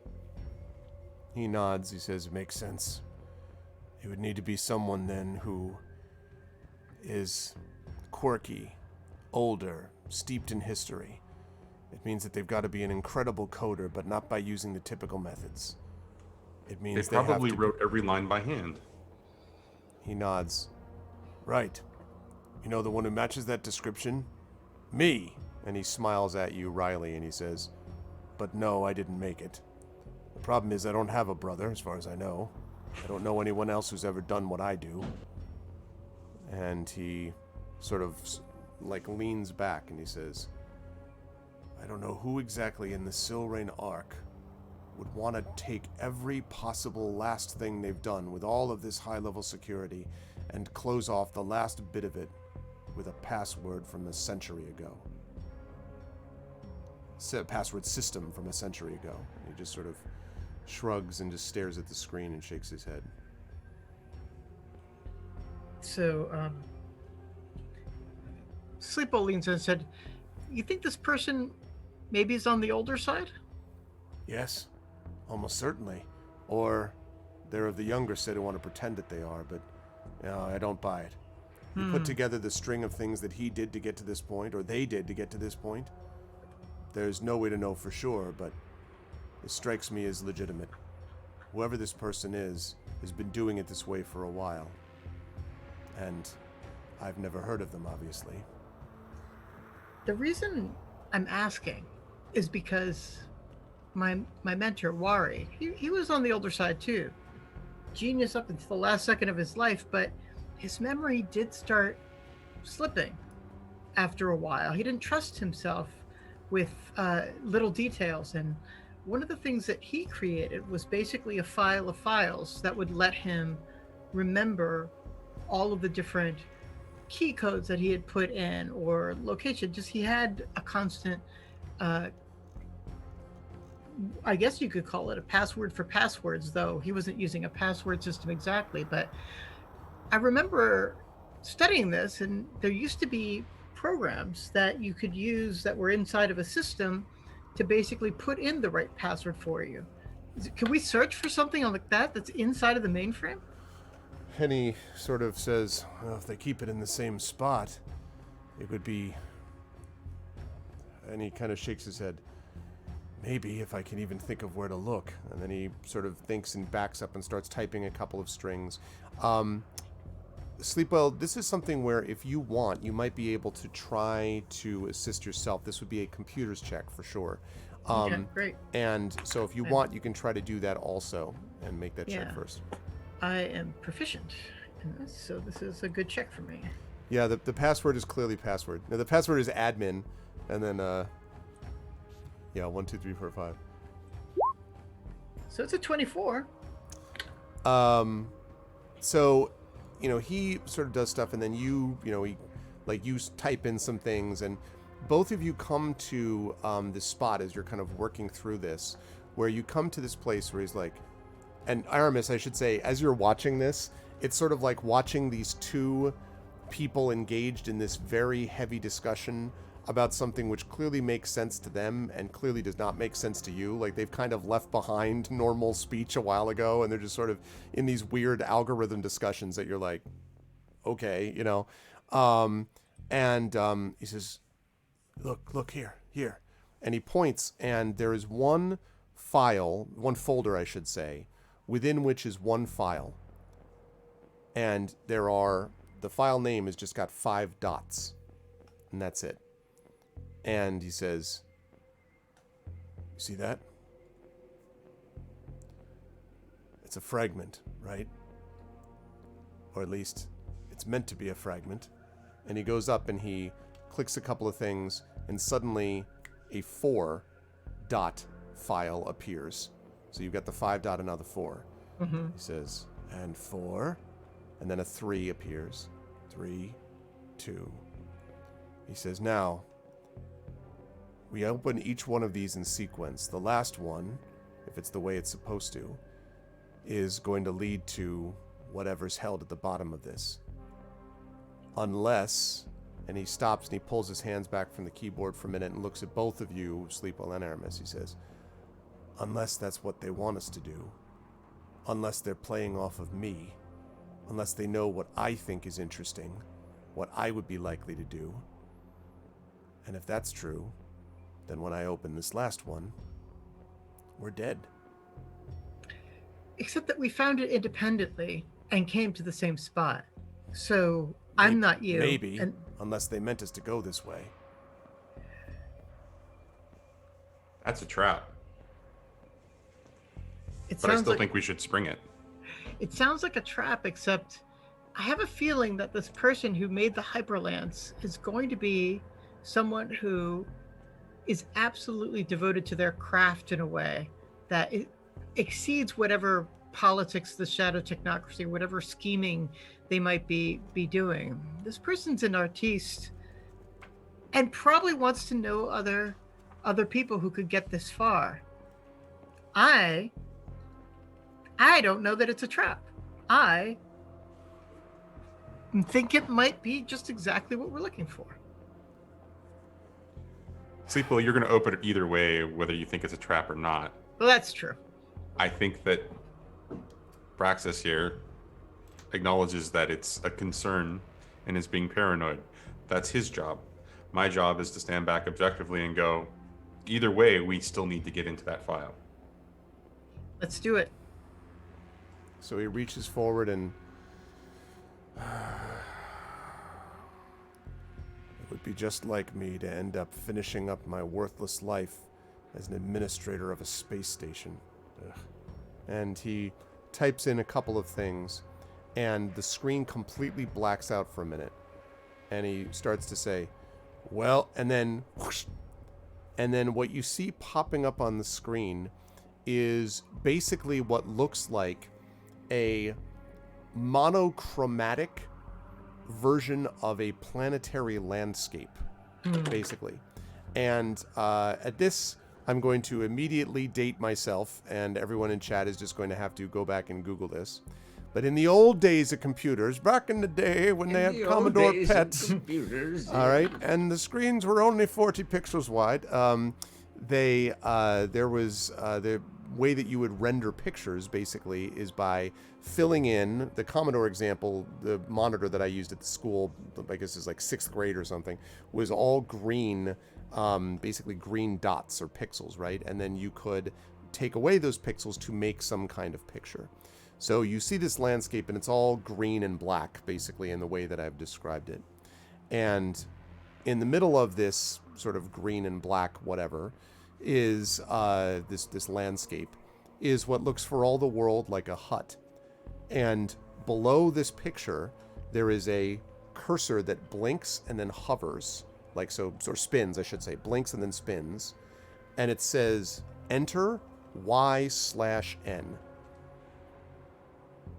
And he sort of looks at you and folds his arms and says, well, that's a very elaborate trap, or this is a very strange person.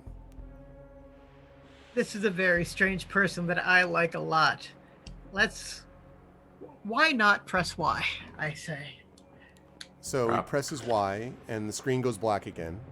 And then there you see green appearing again, and the picture is of some person's face. It looks almost like kind of like a witch, like an old-style Terran witch, you might say. With, again, basically, I mean, it's all with green and black squares, so there's only so much they can do. And it seems like they're holding this, what looks like something that's stirring in front of this black cauldron, maybe? And they're doing this. And it says on the bottom, bubble, comma, bubble, and then colon, and then it says toil, comma, or I'm sorry, slash, toil, trouble. And he just, the frell is this, says Abraxas, looking at the screen. Yeah, so this is like one of those moments where I think I know way more than Sleepwell would. So, it's going to be like... No, I know. Sleepwell is peering at this, and he looks at Abraxas and like... Sleepwell, you should have watched more of those movies I kept recommending to you. Do you... And he points to you, Aramis, he goes, do you know what this is? It looks like a game. A game? What? And then he says, do they want us to play it? Win it? Lose it? The goal would definitely be to win it. I think he's just showing off. It's still possibly a trap, though. And here's why. If we lose, things might happen. If we win, we get the treasure. Whatever that treasure is. That's wonderful. Wonderful. Well, then don't lose. And he kind of sighs exasperatedly. Well, there's a choice. Toil, trouble. So right now it says bubble, bubble, toil. And then so bubble, bubble, colon. And then it says toil / trouble. So, Aramis, you asked me if I watched any of these movies. Have you seen this scene in a movie before? I don't recognize the game, but I do recognize the style. I'm telling you, I got a whole list of things that you need to be watching. Just trust me.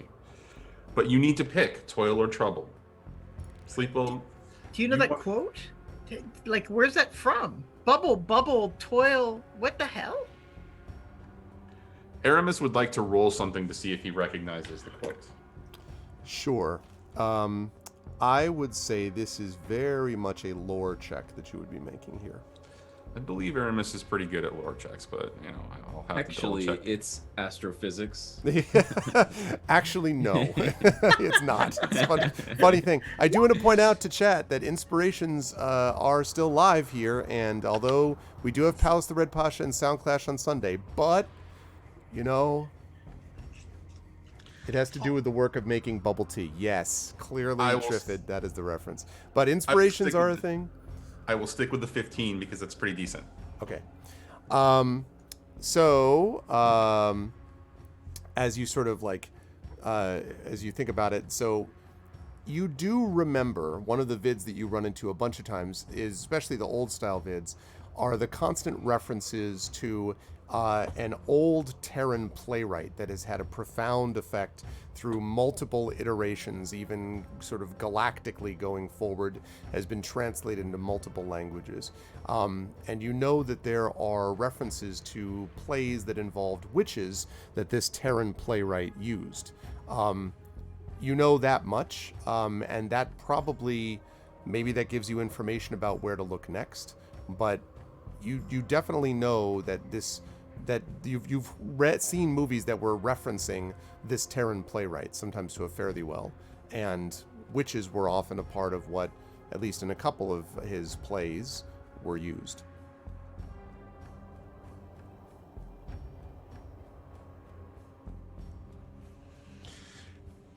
Aramis explains this all to Sleepwell and Abraxas and says, looks and turns to Abraxas and says, "Can you pull up any reference to this particular? I want to say that it's dialogue from a play specifically." And he sort of types in dialogue play, and he says, "There's a lot of playwrights." Just use the text that you see on the screen. And he does that, and then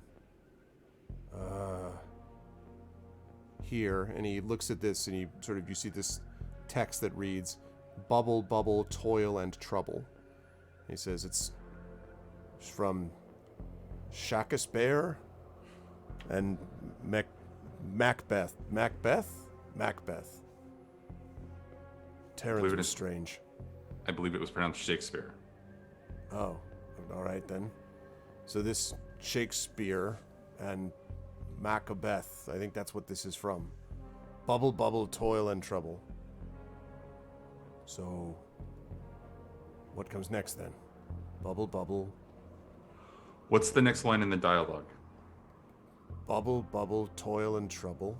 And he looks at it and he says, "Well, it doesn't," and then he kind of like leans in a little bit further and he says, "There's fire burn, cauldron bubble, double, double, toil and trouble." No, but that's not the word. Look. And he points again at the text and he says, this isn't the code. I mean, the line, whatever. That's not what it reads. Look. And he points again and you see that what it actually says is double, double, toil and trouble. And then says, fire burn and cauldron bubble. He says, so what does it mean when he says bubble, bubble? That's not even the right line. The next part is fillet of a fenny snake. What is this nonsense?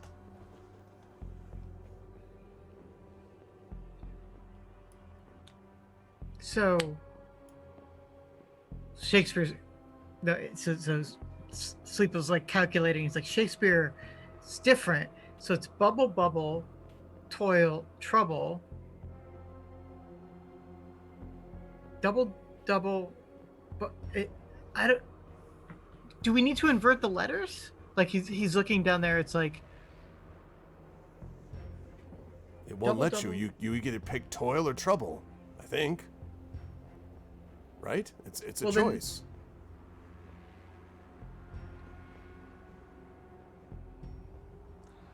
I think toil is the correct answer.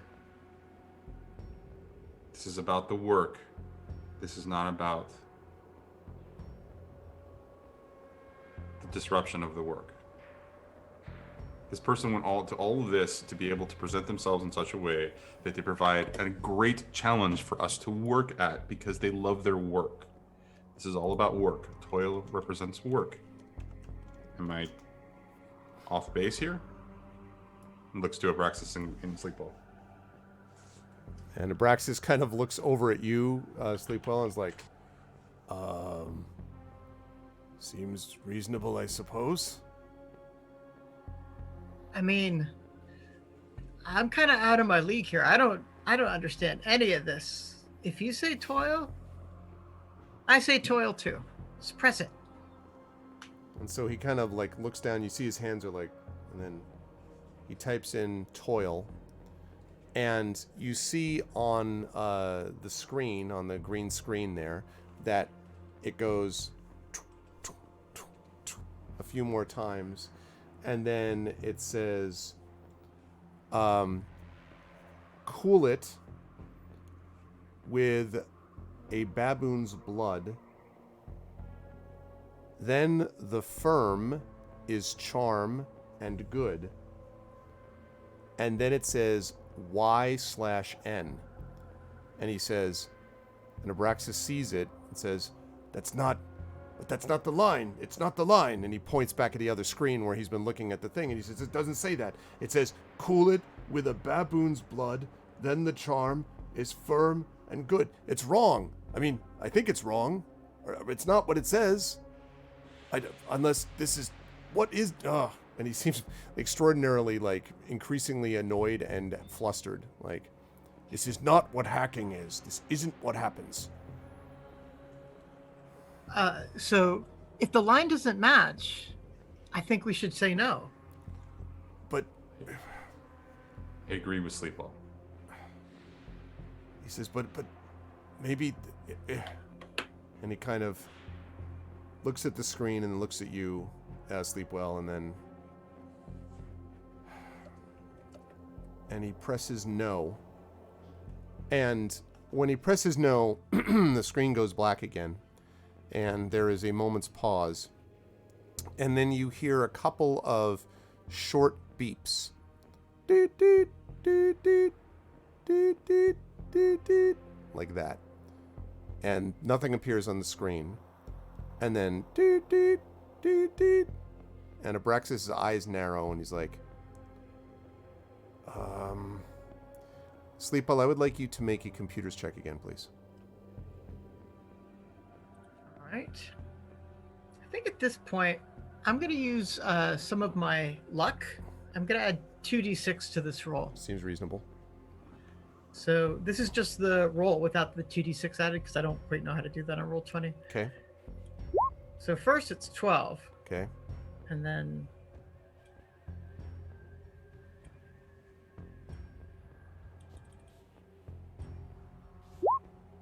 So it's a 19 total. Okay.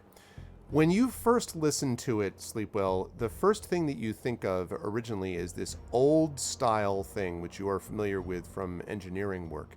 An old telecommunications protocol from literally hundreds of years ago, which was, you think they might have called it something like Morse code, that sort of beeped. It was a series of beeps, longer and shorter. But then as you keep listening, you realize that the beeps are not really longer and shorter. They seem to be fitting a pattern, but you can't quite fit it together until you realize that the beeps are beep, beep, and then beep, beep. So there's a beep that's on, there's a beep that's there and then off and on. And you can see the screen faintly flashing, although there's no picture up there, but there's it's just all the green. If you can imagine the entire screen being green, just flashes slightly, almost pulsing with each beep. It sounds to you like binary, like beeping binary. I say this right out loud. This is binary code. Can we get a translator for binary up on here, Abraxas? And he goes over to his monitor, switches over, proving again the point that multiple monitors are the way of the future, and pops up something and is jumps over to this and clicks a couple of other things, and then you see that the sort of screen flashing, and you get a translator, and then he plugs a couple things in and presses a button, and you then hear coming out, solve code, and he said, that's not right, wait, he transitions, you have solved the code, and the voice still sounds kind of robotic and metallic, which is the translator basically, but you have solved the code. What do you wish? And it just repeats. Ask it who made the hyperlance. He types it in, and he's and it comes back. That would be telling. Ha, ha, ha, ha. And he looks at you, and he's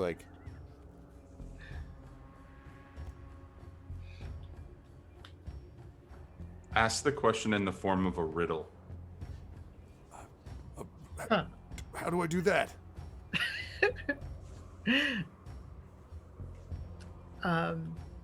Maybe even in just the form of a question. The answer is the answer to who made the hyperlance is ? And he does that, and he says, different form, Same point. Ha ha ha ha ha ha. How many, it says next, are there with you now? Ha ha ha ha. So in the chat, I'm putting in the riddle that Sleepo whispers in the ear of Abraxas for him to say. Okay. Well done. Cats go naked, humans wear pants. This is the maker of the hyperlance. So Abraxas literally writes that this way.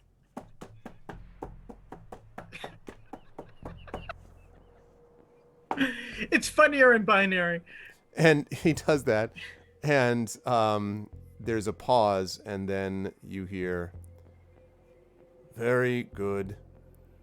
I am impressed. It appears we will need then to meet. And Abraxas sort of pulls back. He says, I don't think this is an AI. Mm-mm. We're talking to someone right now. Why does that surprise you, Abraxas? What? And he sort of, well, I suppose it shouldn't. But that means that this folder structure, this isn't a file. It means that he's there. It's a contact point. It's Yeah. a communication conduit. Absolutely. I'll bet you it's Person. And I bet you if you ask him, he'll say, haha, no telling. But it would be funny to hear his response regardless. And he says, all right, well, how do I do that? Haha, that's a joke. Now my computer's broke. What do I do? So you can see he's like clearly out of his depth on this, like, hacking through riddle system. Sleepo, you had a good one for the last riddle. Would you like to try something else? Wait, but so I just out of character. Sure. What was the name that you said there, Johnny? Person. How do you spell that? It's important for poetry. Zach put it in the chat. So Presan, I believe was the name. It was the spelling. Like almost person, right? Person? Presan, basically. Preson. Okay. I may have spelled it wrong, but Yeah, I actually am just going to check right now. It's okay. Sure. I'm blaming Zach regardless. No, that's right. That's right. That is correct. It is Prasan, yeah. Ha, ha, No, you mean ha ha ha ha. ha. Ha, ha, ha. Okay. Wait, it's coming. Poetry's coming. The poetry is coming.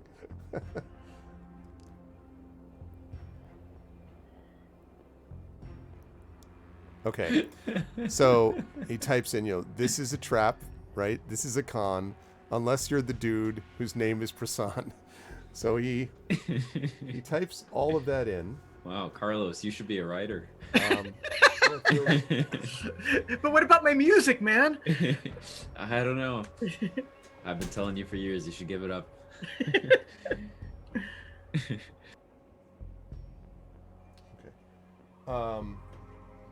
So all of a sudden I've had this.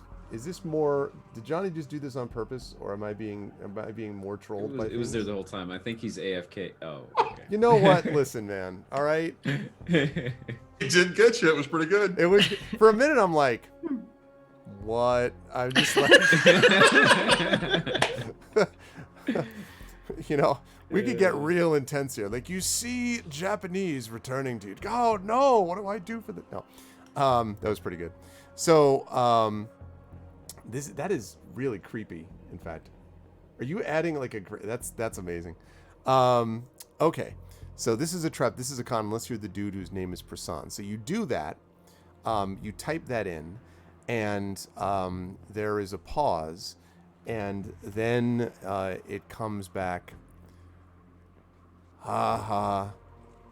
I see. You like some kind of history. Yes. Must meet. If it is true, this otherwise is bad for you. Ha ha. Ha. He's not a very good poet, honestly. I mean, Nope. Doesn't seem to be. I thought it was pretty good. Yeah, it's like, just came up with it. Get him right, man. So, I turned to Abraxas and it's like, what are the chances that this guy, Prasan, has basically melded with a computer and is absolutely an organic silicon hybrid?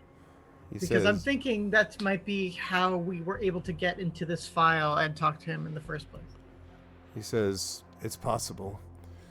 There have been stories of people being able to even essentially upload their consciousness to an AI, that somehow they're able to bring their wit, or at least a version of it, into the power of artificial intelligence. It's conceivable that he's gone even further than that actually is him in there. But somehow, something about this doesn't quite seem to... Well, someone's got to be there able to coordinate all of this. I don't know is the answer, but in any case, this is not responding the way an artificial intelligence would under normal circumstances, even the most sophisticated. If you were to turn on your Alfred, for example, it could give you a great deal, but it wouldn't know how to use wit and humor. It wouldn't be trying to trap you on purpose. It wouldn't be trying to, and he shrugs, have fun. I think he's trying to Right. have fun with you. Okay, well, send him this. And he types in, then it's a date, the meal's our treat. Now we just need a great place to meet. that had a nice little beat. The agony of defeat. So he types that all in and he waits. And then there is a blinking sort of cursor for a moment, then the screen goes black again. And then you begin to see the cursor appears and it begins to trace a line. And wherever the line is that it traces, it leaves behind little bits, little sort of glowing pixels, essentially. And, ding, ding, ding, ding, ding, ding, ding, ding, ding. And it glows until you see that it's basically producing a pretty good, albeit green and monochromatic, representation of a map of the Silrain Arc, actually. And the cursor, by the way, is moving in ways that you would not be able to do if you're just basing it on the line. It's almost like free-handed, basically. And he kind of like looks through here and he watches, and then you see there is a picture of what looks like essentially a little smiley face that is in one spot, and then another line, a thicker line here, dots down, like dotted line, dot, dot, dot, dot, dot, dot, dot, all the way to the bottom of the screen, and then circles this something like a dot of some kind, maybe a planet. And then you see several arrows, dot, dot, dot, arrow, dot, dot, dot, arrow, dot, dot, dot, arrow, all pointing at this same spot. And so he kind of, triangulates that and looks at it and he says, all right, well, if this is a map of the Silrain Arc, then, and he kind of looks at it a few times and he points down to the bottom of the map right here. And he says, Bakayu. Well, if there's a bright center to the universe, that's the planet that it's farthest from. And he kind of pauses and looks up at all of you and he says, I can't remember anyone who actually goes off to Bakayu. It's barely part of the arc. It's almost in the outer sectors. Yeah. If they're there, then... He nods. That would certainly be out of the way.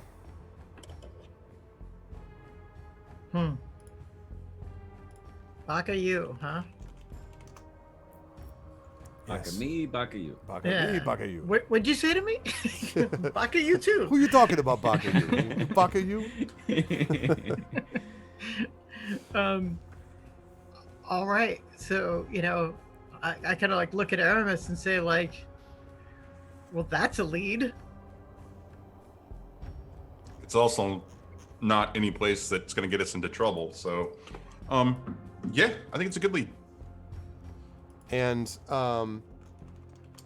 then the screen blanks out again, and the cursor just types exit ? And then Y/N.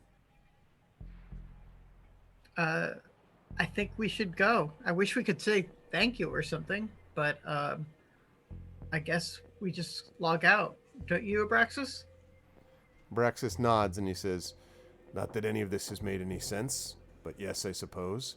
Suddenly there's a knock on his door. Yes. Yeah. Assistant of whatever. I'm your assistant. Good night. And Good night, beloved. Also, good night. Yes. In character. Love it.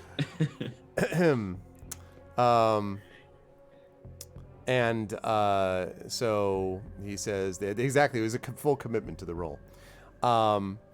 So he nods and he says, "All right, I think it's reasonable." And he presses no, or he types in no, and the screen goes blank, and he's about to turn away when suddenly there is a very loud beep, like almost piercing, and there is a face flashing on green monochrome of the witch, and then it goes black again, and then you hear, "Just kidding, ha ha ha ha," and then silence. We're going to cut back to Sleepwell when we deal with the Fenarg, but I want to jump to Petra because I want to deal with Petra, and then I want to take our break, and then on the other side of this, we'll come back to the Fenarg situation.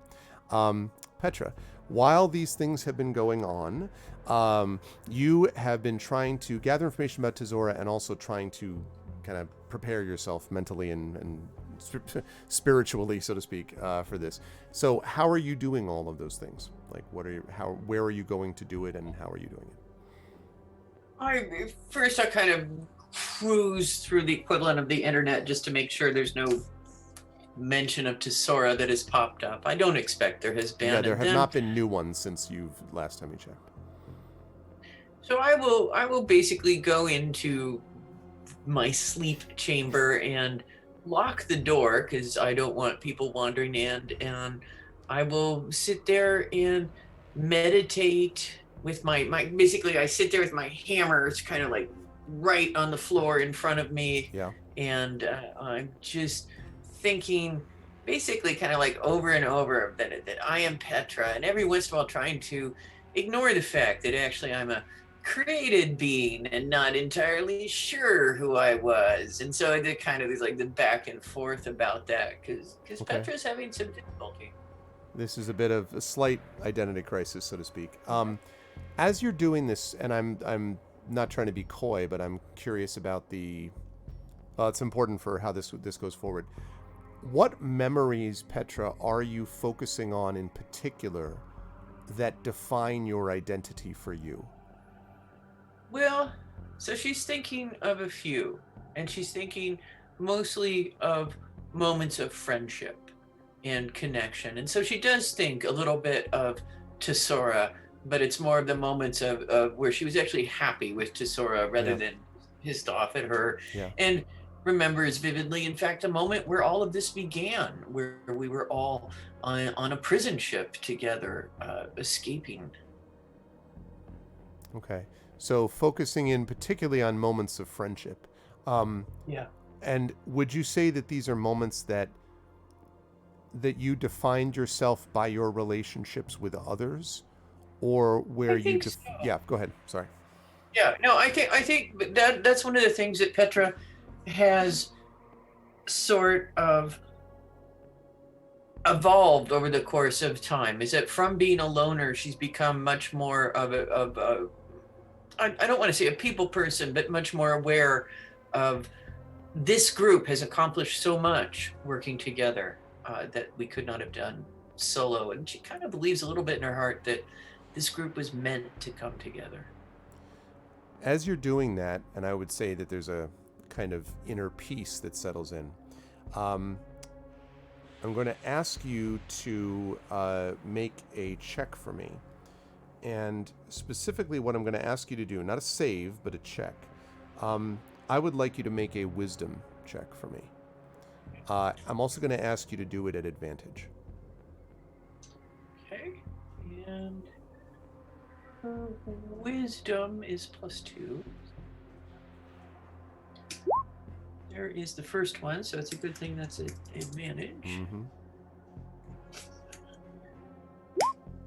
About a 14. Okay.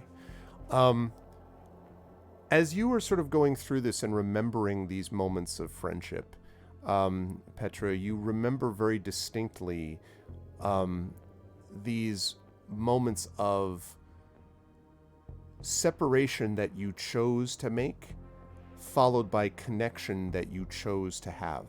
So instead of being like, dragged into something where you just became part of some collective or whatever, that you could individuate and then decide when you wanted to come back together, basically, is the way that it feels. And I would say that you are somewhat elevated by this experience. What I will say is that when it comes time, when we do basically, and I'm not going to call it an identity check, but like, you'll know, like when there is a moment where basically you're in contact with a hyperlance or something like it, you are going to get, at least for the next portion of this adventure, until further notice, basically, you are going to get advantage for checks like this that I just gave you, Awesome. where you're trying to sort of keep yourself as your own distinct identity. Awesome. And so as this piece kind of flows through you, there is a moment towards the end of it where you hear a doo-doo-doo-doo, which is basically the universal Star Trek sound for someone's at the door of your room and is asking for entry. Slowly open my eyes and say, "Come on in." And the door, and you hear, "I think it's locked." It sounds like Rona's voice. I'll make the computer unlock the door, or whatever. And it does. And Rona comes in and she says, she looks very uncomfortable, and she says, I'm sorry, I didn't mean to bother you. Petra, are you okay with what they're talking about? I mean, the hyperlance and going down there and the base and you being hooked up to it. I mean, I've been attached to this thing, Petra. I don't have whatever you have with it, but I've driven this thing too. I wouldn't want to get any closer to it than I've already been. Are you sure you're all right with this? I'm all right with this. I'm a little worried about what might come afterwards, but we'll cross that bridge when we come to it. Unless the bridge is destroyed by that time. That's definitely a possibility. I mean, and she kind of turns away and are they just willing to risk everyone else? I mean, I know they're brave. I mean, they're all brave, but they're not risking themselves, I mean, I don't know. Maybe I don't even know what cause is really exactly, but they have themselves. Everyone on this ship has risked as much as this at one time or another, and sometimes multiple times. It's just my time. When I first met you, you're terrifying, or specifically that, and she points to the hammer, which is leaning against the wall, I would assume. I know you, because you stood up, right? At some point. Yeah. So and she's like, I was terrified of that. And she said, but I don't know, Petra, the thought of you not being able to pick up that thing and swing it at heads that need to get broken,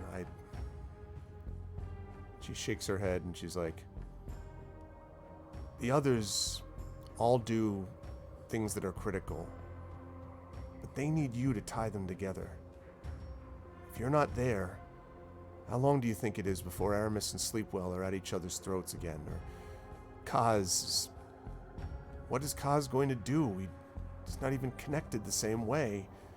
I think he feels things, but, well... And she shrugs helplessly and seemingly helplessly and just says,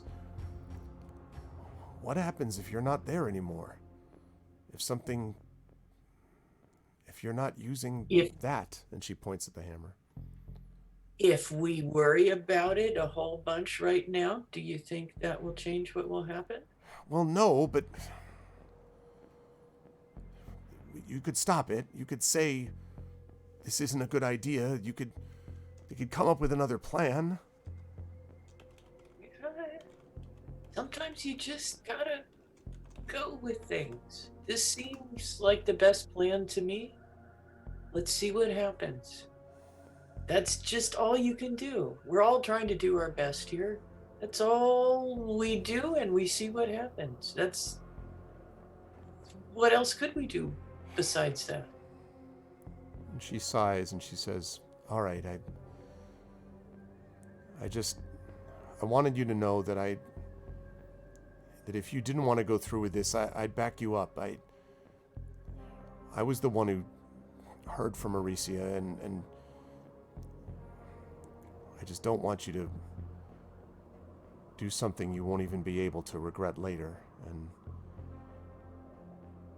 And it makes it easier for me to do things knowing you have my back. I really appreciate that. I really appreciate that a lot, Rona. Oh.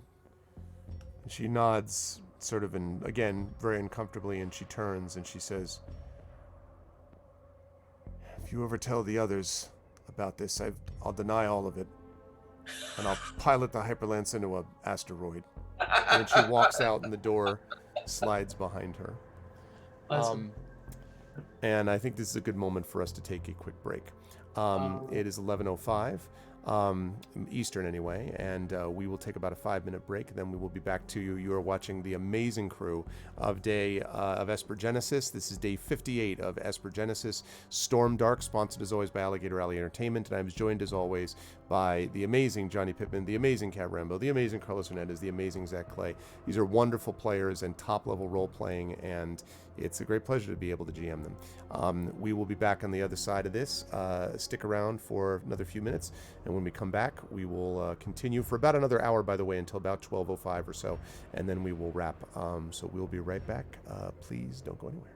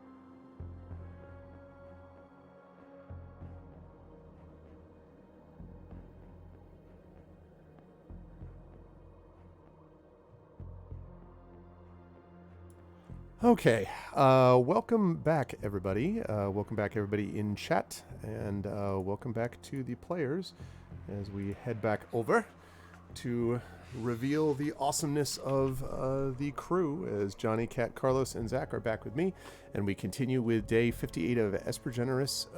Esper Genesis. Esper Genesis. Does that mean we're level 11 already? Esper Genesis. Yeah. Are you feeling particularly Esper Genial. generous today? Esper Generous. Level 9 yes. maybe? Esper Genial. Shoot for Esper Genesis. Stormdark. Yeah. Sponsored as always by Alligator Ellen Alley Entertainment. Generous. And with that, Kooky Canucks, all I had to do was say Esper generous, Generous. and I get a subscription with Prime. That's how this works. Thank you, Kooky Hey. Canuck. Thanks, dude. I appreciate it. Good to see you, man, Kooky. That's thanks. Was that a chat joke? I don't know. I was just me misunderstanding things. Anyway, yeah, welcome back all. Okay, so sleep well. We have the I think Fenarg situation to deal with, and then after that, you folks are going to have to make your decision about what your plan is once you've all come back together. So, what do you want to do as far as the Fenarg are concerned, Sleepo? So basically, what I'd like to do first, if it's okay, is sort of like reconvene with Kaz. Okay. Because Do that first. I just wanted to do that kind of quickly. Again, just to kind of keep things moving. What I was hoping is we could just sort of like, I wanted to take the helmet down with me to the Fenarg because I thought it might be easier for them to understand what we were asking if we explain, because they don't have any idea of what the hyperlance is or anything. So Right. I was gonna try to find him and kind of head down with him down to them, and I guess Aramis might be tagging along. I don't know. Okay. So at that point, it would be Petra still meditating, and then we would have Aramis, Sleeple, and Kaz coming down to meet up with the Fenarg. And of course, the Fenarg no longer are confined, as you know, to the Undercity. Basically, now you have a chance to actually encounter them elsewhere. So yeah, you are able to go down with them and find where they are. People still give them a wide berth, of course, but they are now sort of out and about in the populace, somewhat at least, near various like things in the station that they're attending to in their own inimitable way. So yeah. So you have the helmet with you, or the headset, I guess, basically, that's with you. Is that what you're talking about? The headset that you used to with the hyperlens? Yeah, that's what I figured. So yeah, you have that with you. So, and Kaz, you basically just want to like montage it through where Kaz, you explain what Spindra said and all that stuff, or do you want to RP that And out? we could just montage that because, I think the responses here will be pretty predictable. Kaz says she's reformed, and, Sleepwell says, and then, That's what I figured. Yeah, although at some point Kaz would want to talk about Spindra with Sleepwell, so I'm not Right. sure if that would happen before or after the Fenarg, but Yeah, that's up to you guys. Okay, but so like we sort of like montage through, and like we come to the sort of like detente moment where it's like, we'll hold that off for now. Let's just get the helmet in front of the Fenarg and see what they say. The other thing though is I wanted to just sort of like, since we're on Pelseros, I just want to go to my room and put on the Fenarg jacket that I wore once upon a time that took over my brain. Yes. And so you're going to do that before encountering them, or do you want to, like, how do you want to do that? Oh yeah, before, basically I'm dressing up for the occasion. Got so it. that, Okay. communication might be easier that way. Okay. Sounds like a plan. Yeah. So, and I've given the helmet to or the headset to Sleepwell, and I'm Okay. gonna tag along. okay. All right. So, you go down, and Aramis, you're going along as well. Yes. Okay. So, you folks go down there and find one of the Fenarg, and there is something to be said for the idea that if your connection with one Fenarg, your connection with all the Fenarg, basically, who is using its strange sort of globular body, is moving around these knobs and dials, but with extraordinary precision, which again is not surprising for you who know about them, but it is not at all what you would expect, if you were a stranger to this place, as usual. And so when you draw close, the creature, maybe sensing your presence, turns and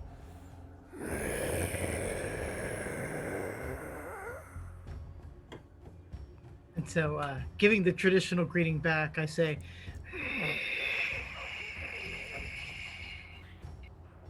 Okay. And it sort of slowly undulates its undulating body, kind of in front of you. but one of the reasons I wanted to wear the jacket is to see if we could, avoid vocal cord sort of conversation and Yep. do more fast forwardy stuff. So, Yes. Yeah, and so Yeah, you we know. will, that makes sense. My voice appreciates it. I love it, but it's a little rough. Anyway, So, okay. so first I say, honored Fenarg, how are you doing? How are you enjoying your new status in the station? And the Fenarg basically explains that it is, explains that it has been odd to exist in the station, and to be above. It keeps making references to being above, and presumably that's above where it used to be.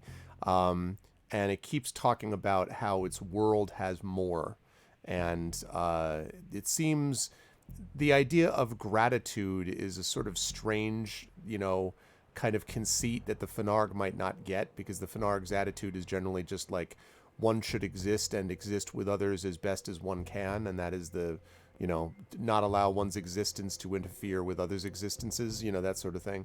And yet, if there were a concept that the Fenarg had for gratitude, you feel like that's what they would be expressing, because it keeps talking about the time that its world grew larger, and seems to view you as being the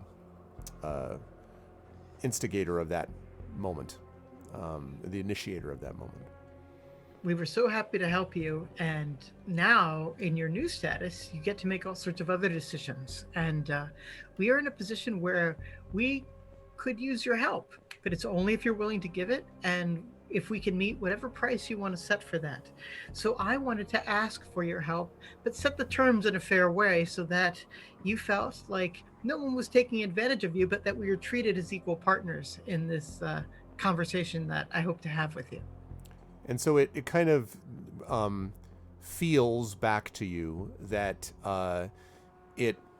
the Fenarg are happy to help in any way they can, because their world is more than it was. And so they are willing to help as they can for the one who made their world more. I hold out the headset to them and say, we own a ship that is driven in ways that are very different from any other mechanical device that we have. You're controlling the station through these knobs and dials that you're turning so deftly right now. We have a ship that has no dials, knobs, any kind of steering apparatus. It seems only to be controlled through thought and perhaps by sorium via this headset. Do you have any idea how this might work? And I just basically hand it to them. And so the basically it's sort of pseudopod, body kind of like oozes around essentially the headset, and kind of stretches so that you can see this experience of the headset almost feeling like it's suspended in the midst of this goop almost of the body. And then there's kind of there's a sort of glow, and it tells you that there is the basic way that you feel it is it's a key to a door. This is a key to a door. And it keeps saying this, that the door opens both ways when you use the key. The door opens both ways. So one can enter and exit as long as they have the key. Is that correct? And it feels to you more or less, yes. What exactly is the key? Is it a mindset? Is it a piece of code? What is it that allows entrance and egress? And it says, or it feels to you, it is a piece of the mind. The mind is a piece of it, and it is a piece of the mind. Is this something someone has to develop, like a muscle? you can have a weak muscle or a strong muscle, or is it something that's innate and already works if you have this ability? And there's sort of a hesitation as if it's trying to figure out, one of the reasons that we're doing it this way is because these are all concepts that it's trying to feel to you. It is that the way it describes it to you is that it helps the wearer remember when they used to be able to speak with it. So it almost feels to you like an ancestral memory, which this, if the person is open to it, can help them remember that ancestral memory. That is amazing. Thank you so much. That explains, and poor Sleepo is having like a galaxy brain moment where he's imagining, all of the Ashen Forge and their ancestral memory. It's like it feels to you, Tanagra, his arms wide open. No, I'm just right, exactly. When the walls fell. Yes. I'm just kidding. He doesn't do that. That episode. Don't come after me, CBS. I'm sorry. I'm sorry. Oh man. So Sleepo bows and says, "Thank you. That may very well be the hidden piece of information that we needed. I have one other question for you, and this is perhaps in partial repayment for the service you've done to us. You said that you were appreciative of us letting your world grow. We can help it grow more. We can take you with us on the Hyperlance, and this solar system can be yours to explore as well." So there's a long kind of hesitant pause, and then there is the feeling is I'm really trying not to over humanoid-ize this, but deep anxiety. It's the feeling is the world is more, but it is still their world, and outside the world is danger. It's not exactly a no, but it's deep anxiety over the prospect. And it's you're almost not 100% sure they understand. You think maybe they do, but it's almost like, you asked us to do what? It's like if someone said to you, like, hey, what you might do is step outside your body. I'm going to keep you in this jar. Right. And they're kind of like, what? Come visit the fifth dimension with me. Yeah, and you're like, what? And especially because the anxiety comes from the fact that they clearly think you could do this. They're just sort of like, what? So yeah. So very gently I say, perhaps in time you will want to. We will keep the invitation open as one friend to another. Thank you, Finard. And I'll excuse myself at that point. And it sort of, undulates away back to the knobs and the dials. And you notice as you sort of, break contact and turn away, that there are a couple of people over on the side of one of the this is not in the Undercity, it's basically a level up, but they're sort of over talking to each other, and you can tell they're kind of every so often looking in your direction, because obviously, Sleepwell, you are well known as one of the liberators of Pelseros, right? And so there are people looking at you and seeing you with a Fenarg, and they're sort of like, I don't know, they're all sort of looking, and then they see you and they're like turn away immediately. Right. Apparently they were. I'm gonna go right up to them and be like, the Fenarg are wonderful. They are beautiful, intelligent. I mean, genius. They just look different. The only thing about them is they look different. Give them a chance and be their friends. They speak slowly, so you have to be patient. But you will have an encounter with them with no other species in the entire solar system. Yeah, and it's two humans, by the way. They look sort of older teenagers, more than teenage, 18, 19-year-old basically. But and they're both, we're sorry. Don't be sorry. They look very flustered. It's don't be sorry. It's always hard to encounter the unexpected and the unknown. That's natural. But the open scientific mind is the one that can see more than is what already has been given to you. That's what you should be seeking in life. It's what they're doing now. They just rose out from underneath and they're enjoying this beautiful new world. You can help them do that, and in the meantime you'll grow yourself. And they kind of they both sort of nod like, yes, we'll do that. Well, and as you sort of walk away, you can hear them like, okay, no, he said the open scientific mind. No, he said it this way. Wait, don't go anywhere. Sleepwell, I think the best way to help both of these communities grow is to have them meet. Why don't you give one of them your jacket? That, Kaz, is a fantastic idea.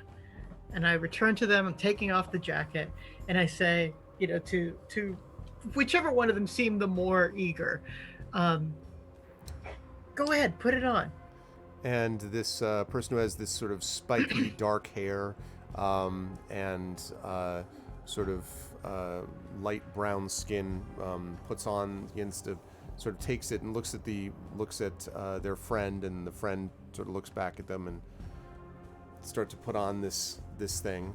And then maybe I gently guide him back to the Fenarg, like his arm on. Like give him a crash course maybe. Oh, on what he's about. Yeah, Godspeed. I'm gonna be talking to him. I just like pushes him into the Fenarg. It's like a bad outtake from the Blob. Like, ah!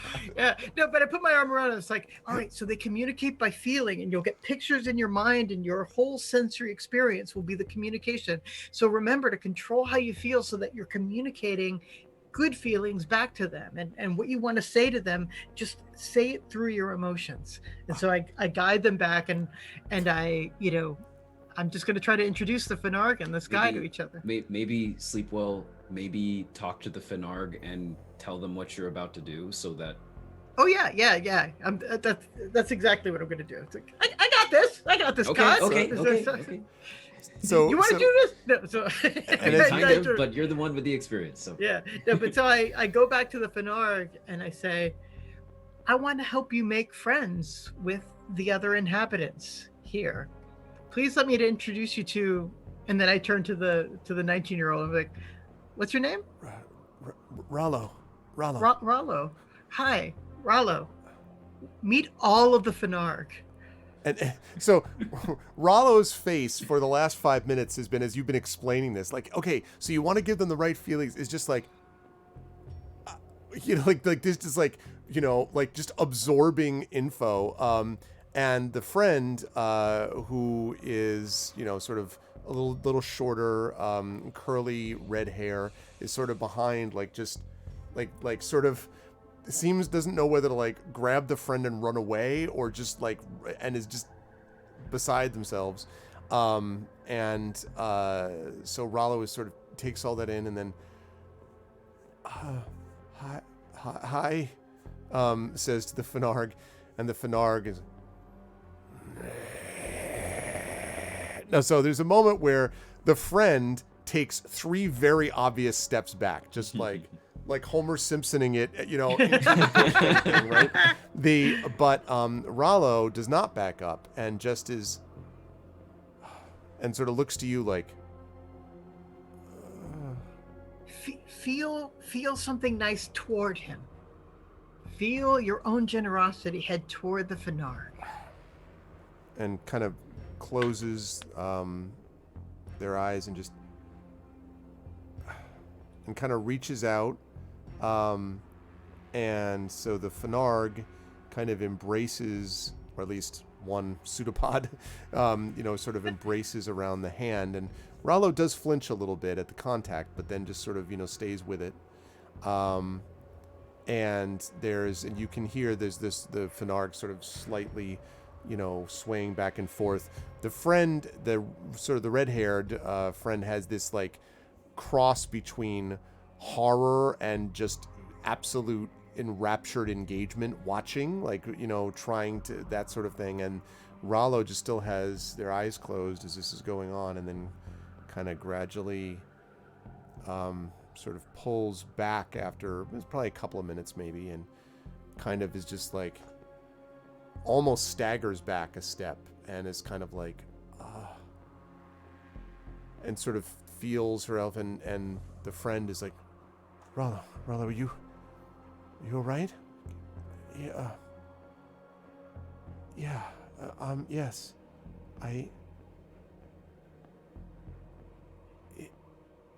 Is that what it's for them always? That's how it feels?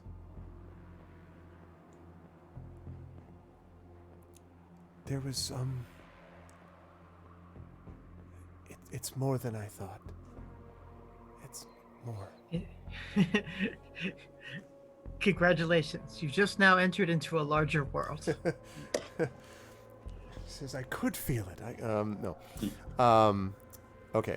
Let's jump forward to, let us montage forward, if we will, to you folks going back to reunite with the group. And I would say at this point, probably you can all reunite because you're going to have to go to this ship anyway on the Hyperlance. So on the Hyperlance now, we have, assuming Petra is now out of the meditation, we have Rona, who still looks to all of you slightly uncomfortable, and Petra would know why. And then of course we have Aramis and Sleepwell and Kaz and Petra on the bridge along with Rona. The crew, by the way, is mostly, they have had a chance to, kind of restock and kind of build up and stuff. So the Hyperlance is in shape to leave to wherever you decide to go. So the crew is on board in the engine room and in various places. Again, your crew, as you may remember, is typically between 20 and 30 or so. And that crew seems, ready to go. And you, of course, now have the headset, with you, Sleepwell or Kaz, somebody has it, back on the bridge. And now it seems to be active again now that it's back on the bridge in proximity. And so all of you now can decide what you want to do. Rona seems to be sitting quietly waiting for whatever you're all going to talk about. So again, in a kind of montage way, I want to just basically report back about the Fenarg, especially, and this idea of ancestral memory being the way to unlock the Hyperlance. And sort of like after explaining it, it's like, so Petra, this might mean that whatever lives you've lived in the past, those might hold the secret to just being able to use the Hyperlance whenever you want, just to go through the door. The key is your ancestral memory. Maybe. I'm not sure. That doesn't seem right, though. It doesn't feel quite right, Sleepwell. There's something more to it than that. Well, Kaz will fill them in also on everything he learned. Most notably, the fact that Spindra was almost positive that the Hyperlance was created using a crucible, that it uses Esper energy and Sorium to kind of like store that energy, and that the Hyperlance is meant to operate at full capacity with a living being connected to it permanently, basically, is my understanding. And with that in mind, I think Sleepwell is also is right with this, that something about you, perhaps because you are Ashen Forged, has a special link to it. But the problem is that we need to ensure that the part of you that it's trying to add to itself doesn't overwhelm who you are. So I don't know. We could use maybe some Esper powers to try to shield you, or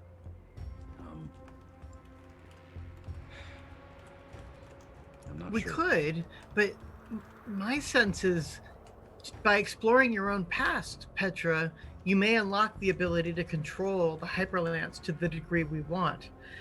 But we can also find out more directly how the Hyperlance was made, because Aramis and I have a good lead on that. Aramis, do you want to take this part? I'm sorry, what? And Aramis is just kind of like looking at the helmet and the situation, and looking at Petra, and just, no, Sleepwell. I think you can tell them the exciting news about our fun adventure playing classic video games. Well, but he's the one who knew how to play it. Like there was this thing about bubbling cauldrons and I don't even know what, some kind of movie that used to be on or something. But the upshot is that we hacked into what might have been a human mind perfectly melded with a computer mind. Like we were into like a root system, but the root system started talking to us not like AIs talk. This was uncannily human and uncannily mischievous.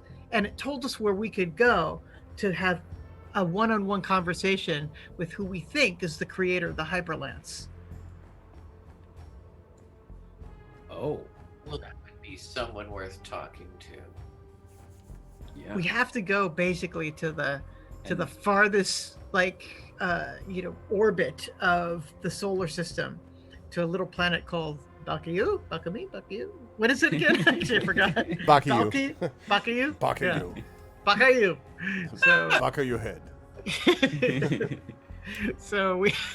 I don't know if I'm gonna ask Rich, and he's gonna say that it's actually pronounced Smith, and like every Yeah, letter exactly. is silent. I'm just like, oh, sorry. Yeah, It's an Irish pronunciation. yeah exactly. Yeah. It's ancient Greek, you uncultured fool. So I named my oldest daughter this. How dare you? Yeah, exactly. You son of a. I'm sorry. but we have we've got a real lead about finding out how to use the hyperlance that might let us then finally have control over this thing that will then let us get into this extremely secure moon. Okay. Yes, Yeah.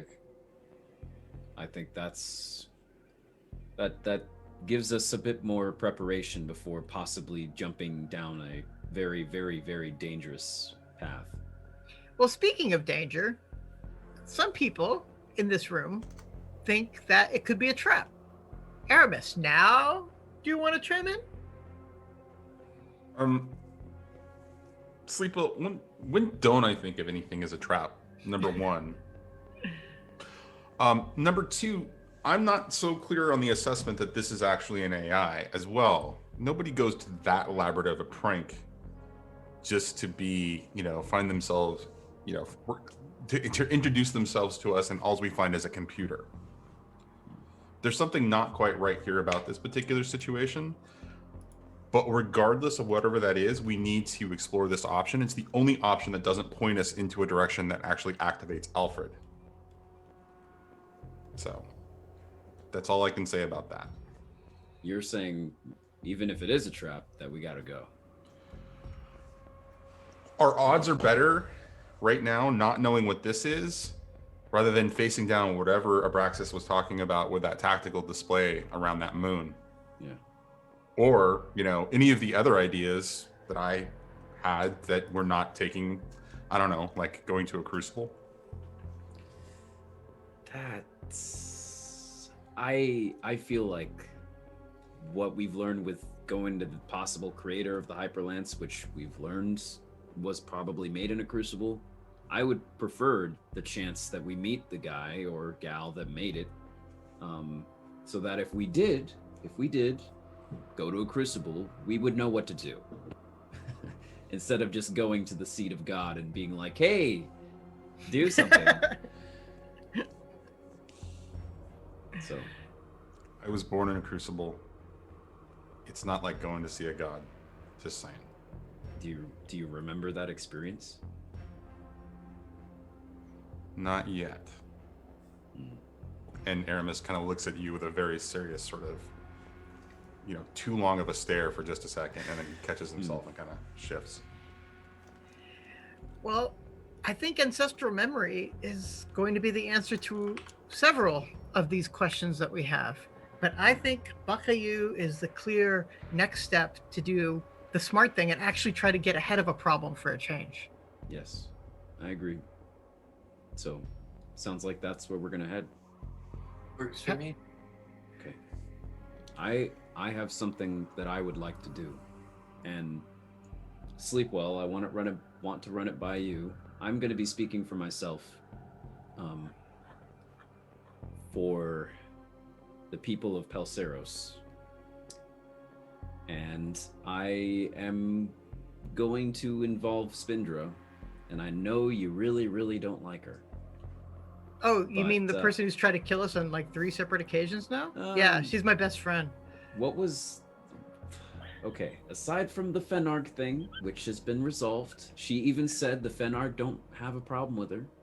And then the time That's not on even the station, first time, though. Remember when she left us stranded on ship with the Kanasi ready to like carve us to pieces? Oh yeah, there was that. This is not him laughing. This is me laughing for a second. Sorry. Well, even despite all that, you know, I'm just saying. I just wanted to give you forewarning that in my conversation with her, it sounds like she's, despite our history, and look, I've never, you know, I've understood why she's done everything she's done in each situation. Maybe the least with the Fenarg thing, but she kind of, you know, she atoned for that. But at least in the eyes of the Fenarg, that's what truly matters there. But after it's all said and done, she is at the verge of not really being able to function here in Pelseros. And yes, she could go somewhere else, but like all of us, you know, we have a target on our back, so does she. My point is that at this moment, it seems like she's really a rock to this place, that she's helping to restore it and working to make it a better place. And I want to help everyone else kind of realize that and give her a little bit of support.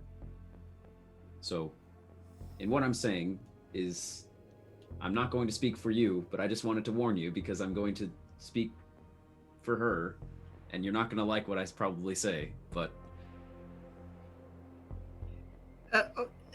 I'm very confused. Like, are you going to do like a commercial for her? Yeah, like... kind of, not specifically for her, no. But she'll be involved, yeah. She told me a bit about the Fenarg, too. That's why it's because of what she said that I suggested we offer the jacket to those kids. She was the one who told me that not everyone on the station has fully accepted them. And we saw that. Well, that was a good idea, but I think it was your idea. She told you to give us up the jacket? I wouldn't have done it if I hadn't had that conversation with her. She's made a lot of mistakes, and I'm not asking you to change your mind about her, but again, I'm just saying that I'm going to speak on her behalf, and I didn't want you to be surprised and be like, whoa, I didn't know we're defending Spindra. You know, you can still have your grudge against her if you want. Hey, you know, you are a free star person. You can just do whatever you want. We're not bringing her on board the ship. We're not trusting our lives to her. It's also fine. You shine on, you crazy diamond. Where did that come from? Okay, well, if none of you have... Well, I'm going to go do that. I'm going to go track down Abraxas. Let me know when we're going to leave. I'll only probably be a few minutes. And Kaz will leave the Hyperlance and go look for Abraxas. Okay. I think we'll follow you as you do that then.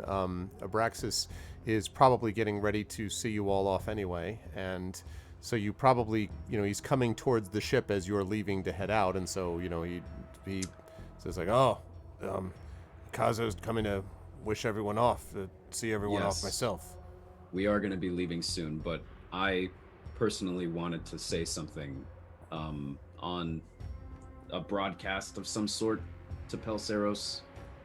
All right. Can I do that as the hero of Pelseros?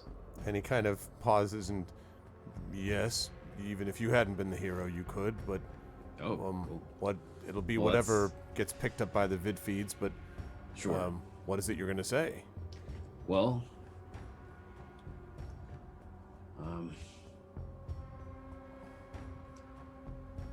I think you'll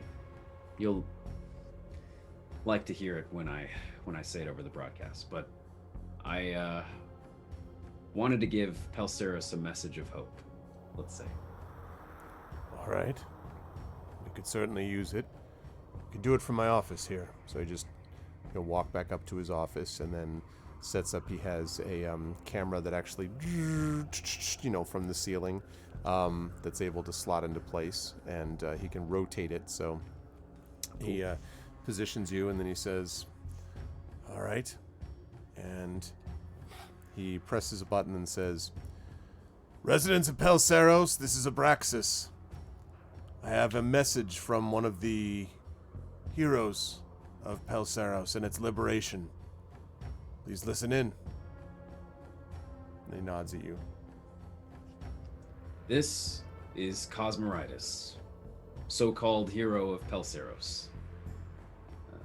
As a member of a distant and disparate species, I have survived solely as a mercenary and bounty hunter, like many of you, in this galaxy for several decades. Speeches, as you might find, haven't been my forte, but I have learned something from traveling with my companions, with Aramis, with Petra. Sleep well. I have learned about friendship, about respect and cooperation. So I hope that what I'm about to say means something, coming from someone who was trained to be alone, to kill, forget, and move on. Although my companions and I did much to help your colony in its time of need, we are not from here. We do not call this place home. In my time in the Silrain Arc, I have come to learn that there's a difference between fighting for pay or benefit and defending your home, defending your very existence. And when thugs and corrupt corporations and wicked sleuths invaded this colony, all of you defended your home. Even before Pelseros was under threat, the Fenarg had to fight every day for their own right to exist, as we all do. But even now that your colony is no longer under threat, and those who were once enslaved are now free, there is still, I sense, a lingering thorn in the side of Pelseros. Some of us are still fighting. So I want to make this clear. Everyone who defended and now empowers the colony of Pelseros deserves respect. That isn't to say, maybe some of you have your personal grudges with each other. Nothing wrong with that. Grudges, back alley deals, not so legal trade are the key to any thriving hive of fun and dignity. But if you have any problem with the Fenarg, or with your new appointed leader, Abraxas, or with Pelseros' accomplished resident engineer, Spindra Delavec, you have a problem with me.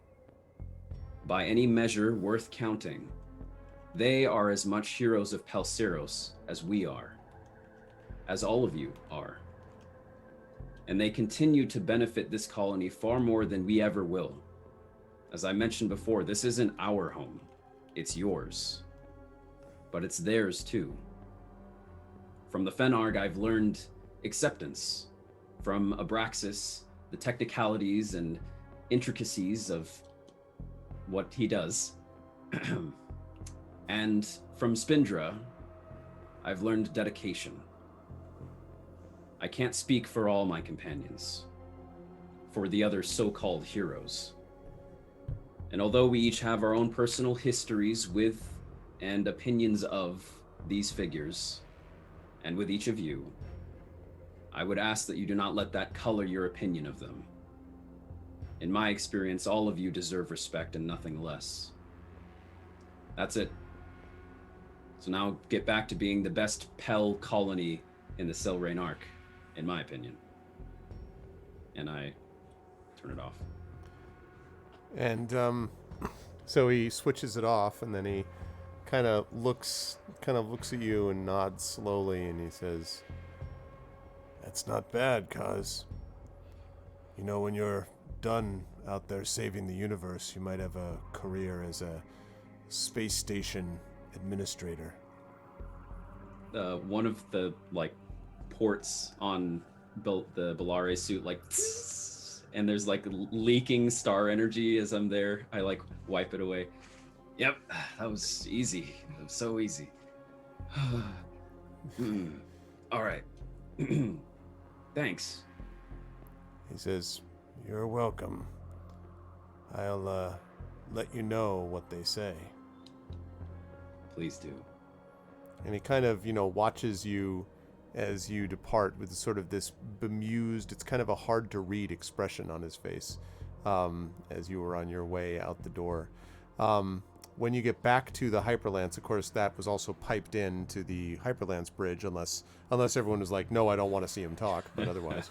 So when you come back on, everyone has seen it, and Rona has this very slight smile on her face. And you all can feel free to react however you want to react to it.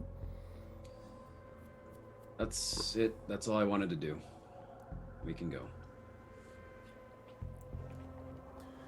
And so Rona looks back at you all and says, "So, we headed to this planet to find this Hyperlance person that you say exists?" That's what we're doing. Yep. And she sighs and she says, "All right then." And she begins to pout it back. As she does, you hear Abraxas's voice coming through the intercom, and you hear him say, "All right. Make sure you travel carefully. I'll try to let you know if there's anything else on your trail. Right now it seems to have gone cold, but there's no guarantee that that's the case. There are a lot of people out there looking for you, but you're gathering information that you need. If anyone contacts me, our playful friend, for instance, I'll make sure I let you know. In the meantime, don't take any stupid risks, and be safe. The Silranarch still needs you." And as the ship heads off, I think we see two things. The first is the camera focusing in on one Spindra, who is looking out the window of her office, kind of staring at what may be a rapidly receding dot of light that might be the Hyperlance, and stares out the window for a long time past where she should reasonably be able to see it. And when she turns around, you can see that her face is very serious and very thoughtful. And she sits down at her desk and is looking at the wrench that was previously thrown on the ground and kind of gradually moving it around in her hand over and over again as she looks at it. The second thing, as the Hyperlance speeds away towards its destination, is that if you were looking carefully enough, just in the right spot, you might see one other little dot of light following. And that is where we are going to bring our session to a close. Boba Fett, where? Exactly. I did Slave 1. No. Wow. I know. Okay, so again, this is like third straight time. I know we haven't had combat. I'm sorry. But man, it's just been dynamite. It's really been great. Really, really great RP from everybody. And really good moments of like people really engaging with what's going on. I just absolutely enjoyed every bit of it. I will start with, as usual, go back in reverse order.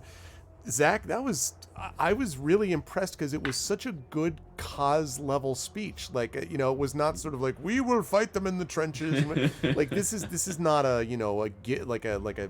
experienced rhetorician, but still, like, was really saying stuff that was important, I think, for Kaz to say, and that everybody was picking up on in that exact same way. And that was something that I and I'm going just along with how the party is doing this. I'm reacting as I think they would react. And it's really interesting that Kaz picked that up from Spindra as much as it seems that Kaz did. So I thought that was really, really well done, and a lot of other nice moments, but that, including with the two kids and with Sleepwell, like just sort of like, okay, take it easy. Don't just, but yeah, I really enjoyed that speech. Is not something I expected. How did you feel about today? Where will the lovely folks find you next?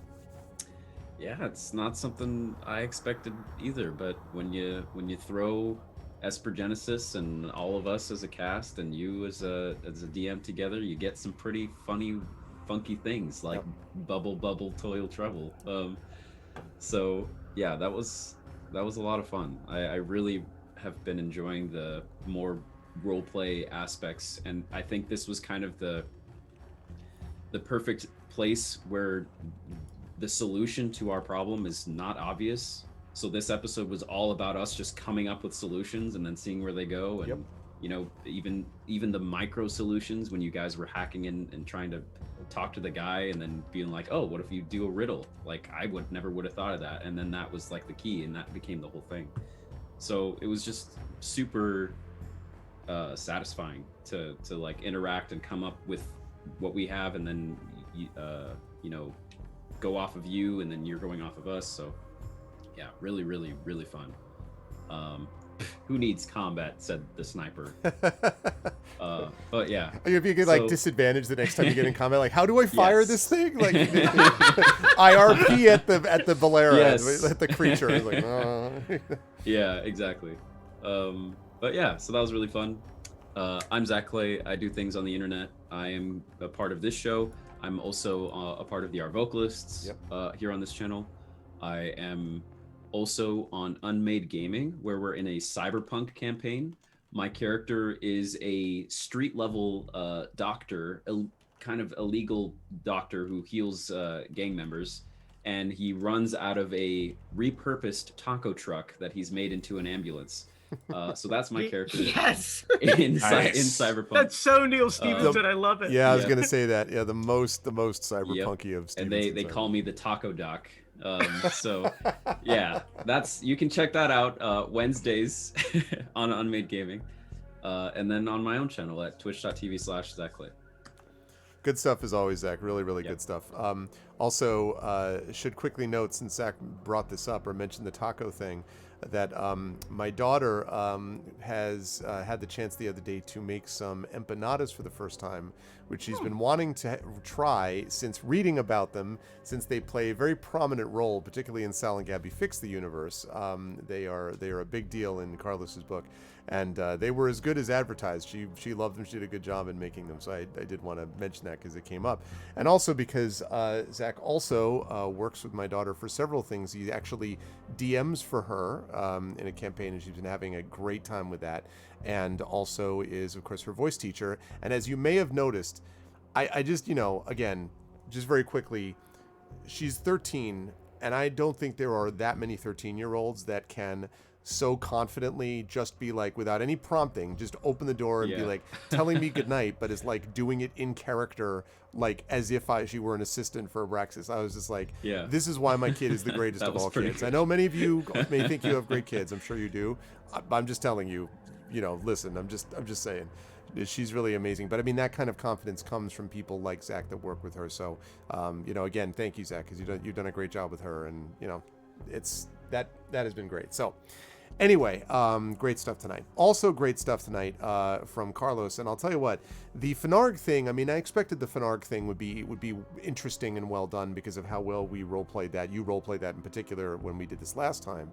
But what I was not expecting was that we were going to get this big, like, back and forth Zork style, computer hack with you figuring things out. And I knew for a fact that I knew that Aramis had all the vids and all the retro stuff that he watched on the regular, and also that you were going to know more about this, including that the quote was wrong, which was intentional, that you would have known a little bit about that also. So it was very fun for me to kind of see everyone playing in with that at the same time, and so it was sort of, that wasn't where I expected the most fun RP would be for me with you in this, but it turned out that was among the most fun that we had, that I think I had with you today in this episode. So it was really good stuff with you. How did you feel about today? Where would the lovely folks find you next? Oh yeah, tons of fun. Anytime I get to write crappy doggerel, as part of my role play, I am feeling totally like satisfied to my soul. So that was great fun, and it was a great scene. I loved being able to refer back to Aramis, because we've been feeding that knowledge of his love of old Terran like literature Yeah. and movies and stuff. So I mean, I really felt that was like a good, like if we had set it up beforehand, it would have made sense that we would have set it up that way, but we didn't know it was going to happen that way. It just worked out that way, which is even more beautiful. Like Yeah. it just happy coincidence. So yeah, that was tons of fun, and I really liked my moment with Kaz, when we, talked to those kids and tried to make that It was great. communicate. It was just like, I didn't know that you were going to do that either. Like when you started bringing that back, I thought that you would maybe go over and say a few things. I didn't know that you were actually going to bring them back to interact with them. And I'm like, that's awesome. Yeah, both of you did very well with that. Yeah. it's just, it's a very sort of like, that is a very good idea. Now let me throw myself 500% into it, Exactly. Here's the idea to 11. Yeah, exactly. Welcome to Ludicroland, So yeah, just tons of fun. And I mean, so as I have grown up a little bit, I mean, certainly combat has its place and stuff, but I mean, when I was younger, I played D&D much more as a combat simulator and did all the munchkin-y stuff. And now I'm just a lot more interested in the role play. Like the combat will matter more because of the role play. Right. And the wounds hurt more because of the role play. And the healing matters more because of the role play. So I'm here for the role play, and I had a great time tonight. It's good stuff. And I'm generally in a very similar mindset, I think, but I try to balance out one way or the other. Yeah, I mean, combat's fun, sure. So, and you put all this time into it. You want to see some of those stats pay off and stuff. I'm going to be at BossCon in 2 weeks. I don't know if we're going to play before then or not, but if you don't know BossCon, normally it's in Boston, Massachusetts. A great little con. Like it's purposely kind of like kept itself kind of like to a medium, small size. I was there last year thanks to Carlos, actually. I attended it. It was one of the last ones. Right. It was live. Yeah, but it's a great con, and they're doing it online this year. I'm on several different events, and one of the things I'll be doing is I'm going to be playing Among Us with a lot of great people like Murd Lafferty and Garth Nix and Kwame Mabalia. Like we're going to have a hilarious time murdering each other. Yeah, it's gonna be good stuff. I'm interested, and is that gonna be like available to like only to BossCon members or something to watch? Do you know, or is that gonna be available to the public? That particular. I have to say that part is higher than my pay grade. I have no idea. Don't know. Okay, I'm gonna be curious because it'll be interesting to actually see that. Yeah, in one of their context, I hope they put it on Twitch. I hope we can just all watch it. it would be cool to see it. But anyway, I'm curious about that. Yeah, that's gonna be kind of sus. Yeah, there you go, Rude. No, yeah, exactly. That'll be the case. I have a feeling that Carlos will actually dominate that game, just for multiple reasons, because they'll be like, he's too nice. He wouldn't actually do this, when secret devious nature of he will secretly reveal. It's gonna be good times. But thank you, Carlos, again. Good stuff today. I have to say, Kat and I'm not going to repeat myself here because I do think we got some really good stuff that we were able to do with Petra. Petra will obviously get stuff in, with the combat and the swinging of the hammers and all that stuff. But I wanted to give Petra and Rona a moment with each other because I felt that Rona really has piloted this ship before and really does feel this connection, and there's not the same Sleepwell Spindra problem, with Rona, who's been kind of a friend of the crew, and so forth. But it was really a lovely moment because she tried to express you being kind of like the glue, and in your responding to her, you were sort of demonstrating the glue part again. It felt like to me, like you were like, this is why, that we do what we have to, and I'm doing this freely, and we've all sacrificed, and it's okay because I'm doing that also. Like it felt like a very much her being like, but you're really you really represent the best part of what the team can be, and you're like, let me prove that by being the best part of what the team can be. It was really nice. I think you played off of that very well, and I was curious about how you felt about today and about where the lovely folks will see you next. I'm very fond of Petra. Petra is a much better being than I am. She's much more noble. But she's a lot of fun to run. When we mentioned that it's been almost 3 years that we've been playing, I was saying to my husband the other day that we've all gotten to know each other and we play together well. We know kind of our conceptions of our characters, and it just this It's a lot of fun as a result, with or without combat, because in our hearts we know that our game master will still give us experience, despite the fact Yeah, that we did. we're actually leveling up to level 9. You know, I was planning. Um, I have to say, I had very much thought about moving you all to level 9, and then this weird thing happened with backgrounds, and it just kind of slipped away into the distance again. You know, it was right there, and then suddenly. Aren't DMs supposed to actually reward for good role playing? I'm questioning whether the They're background supposed to. shifting was how you would say good. That may have been not one of the. No, I'm completely joking. First is rolling around. Yes, the level up is en route, I think is fair to say. Yes. It is en route. And yeah, you'll be moving into an area, by the way, when you reach level 9, you're going to be moving in on an area that it'll be an interesting test for the Esper Genesis system, because, you know, you're heading up into the sort of higher ranks of stuff. Not that you're not already that way. Anyway, I will keep that. I will take that under advisement. Where will they see you next, Kat? Go ahead. For people who want to find me, come to the Rambo Academy. I'm teaching tomorrow in the morning and the afternoon. I'm always around there. And I just got this in the mail today, so I wanted to point this to people. It's a little pocket workshop. It's put out by Hydra House and the people at Clarion West. Oh, cool. And so it has stuff about writing advice from Cory Doctorow, Henry Lean, John Crowley, Nancy Kress, Nisi Shaw, Octavia Butler, Samuel Delaney, Ursula Le Guin, Vonda McIntyre, and really worth picking up. So, I'm sold as you rattle off those names. I'm like, okay, good, yes, yep, great, awesome. Yeah, that's awesome. That's cool. Other than that, I'm on Twitter all the time. 24 hours. It's just constant. Yes, although maybe not with quite the same existential dread of the last 4 years, which that's been nice. A lot of work to do, but it's nice to know scrolling has just become scrolling. It just becomes scrolling. Yeah, even the things that we argue about, which is GameStop stocks and really terrible writing advice. Dogecoin. Yeah, and Dogecoin. Just saying, get in on Dogecoin get now. Right now.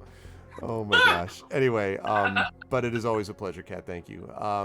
And last but certainly not least, Johnny, it was also great, as always, to see Aramis playing off of sort of multiple characters here, but in particular, again, that continued development, as we've been talking about, the relationship with Sleepwell and Aramis.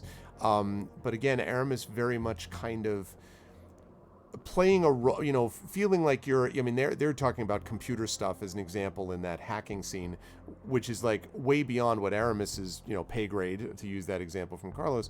And yet, you really are giving information that was necessary because of Aramis's like retro knowledge and things like that. And it seemed like that was what a lot of this was you trying to figure out where everyone is going to be, like having a sense maybe of the larger contours of where people are going. There's kind of an interesting shift, it's felt like to me, in terms of a growth of wisdom in Aramis that I'm curious to see more of. So anyway, not as much sort of practical survive day to day, but a little bit of the bigger picture. I'm curious anyway how you felt about the way this went and where the folks will see you next. Aramis in this episode really, and in part because of the way that I had to start the session with you guys being remote, but also Aramis really played a supporting role in a lot of ways and just kind of was sort of sitting back and just kind of, as things were kind of developing, just offering whatever he could without, being a sort of direct driving factor, especially since the last couple of sessions, Aramis has been throwing out wild and crazy ideas. It's just what Aramis does.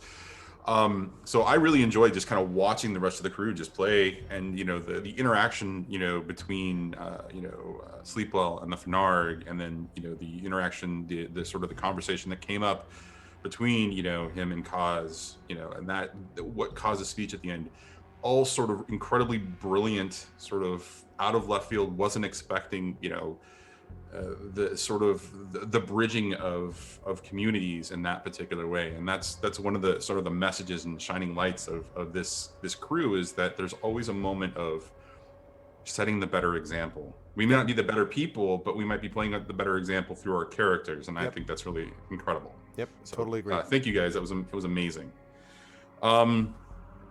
As for me, still not clear when I'm coming back to the internets and doing real things. Although I have something in the works that might actually involve a Kickstarter. So Zine Quest is coming up, and I haven't really decided whether I'm throwing my hat into the ring yet. But you might hear something from me the next time we play. So, What's Zine Quest? Just quickly. Zine Quest is a Kickstarter sort of little festival thing that they do. You put together a zine, and it's got some requirements, and basically you throw together a 16, 32, or 48 page kind of a book. Very much an old school sort of RPG kind of a thing. I mean, D&D started out as a zine in 1971, I think. Then its precursor that Gygax, and I can't remember the other guy's name. Dave Arneson. It was Chainmail. Right, chainmail. So it started as that, and then of course by 75 we actually get the full book, or we get the box, the first set. So there's a lot of like steeped history, and you can, if you do some looking around, I can send some links out and kind of give you guys a little bit of a heads up. But I'm right now in the throes of doing a lot of research to kind of figure out if it's something I'm going to do this time around with a game concept. Carlos, it very much might fit into something that you actually would like to do as well. So I would at least take a look at it. Maybe you've got an extra idea out there you want to, commit yourself to about, another project or whatever. Bring them on. More projects. But this was great stuff. And again, I just want to highlight, it's the 3 years have gone by very quickly, and and I just think the crew has come together very nicely. And it was unfortunate that Louise was, not able to stick with us. But, Carlos obviously is fit in just beautifully. And the chemistry among this crew has been great. And I think it's one of the reasons that the campaign, which is just getting more and more, I'm just very excited for next session, honestly. Just so much cool stuff that I'm already picturing that it's going to be great. So, that's a testament to their ability. So again, I want to thank them. I also want to thank Johnny for what he said about setting a better example. That's very wonderfully said and is 100% right. And you're right. That really is what the crew is doing. So it's good stuff. Chat, can we get some love for the amazing players? Thanks as always to Johnny, to Kat, to Carlos, and to Zach. And I will see you lovely folks soon. Bye for now. And Greg, thank you so much. Love in the chat for Greg as well, please. Yes. Always my pleasure. Thank you, Greg. Thank you very much, everybody. Yeah.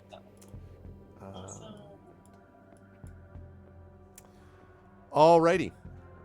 Good stuff. I meant it. It's just so good. And it's one of those things where, we're going to see this tomorrow with Palace of the Red Pasha. We see it with Soundclash. We see it with, Emberwind. We see it with Adventures in Middle-earth. We see it with Community D&D.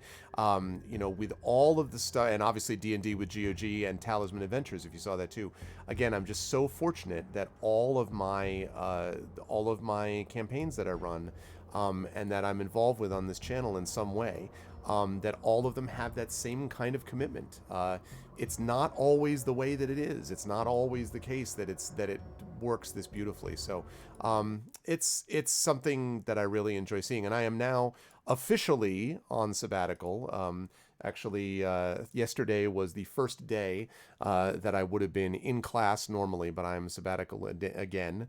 But I'm on sabbatical instead, I should say. And so that's great because it means that I'm actually starting to focus my attention, although much of what I did on Thursday was getting my car fixed. But in any case, we're got a couple of more short stories to do and whatever. But being able to play with these people and being able to hopefully build up this wonderful community that we've got here is so satisfying and rewarding, and largely because you get to see wonderful moments like what was just expressed here. And so that's great. And the more of that I can see, plus a little bit of occasional Macbeth, that's all thrown in as well, that can make this happen. So, but I want to thank all of you lovely folks also, because you did a great job. You were all amazing as usual.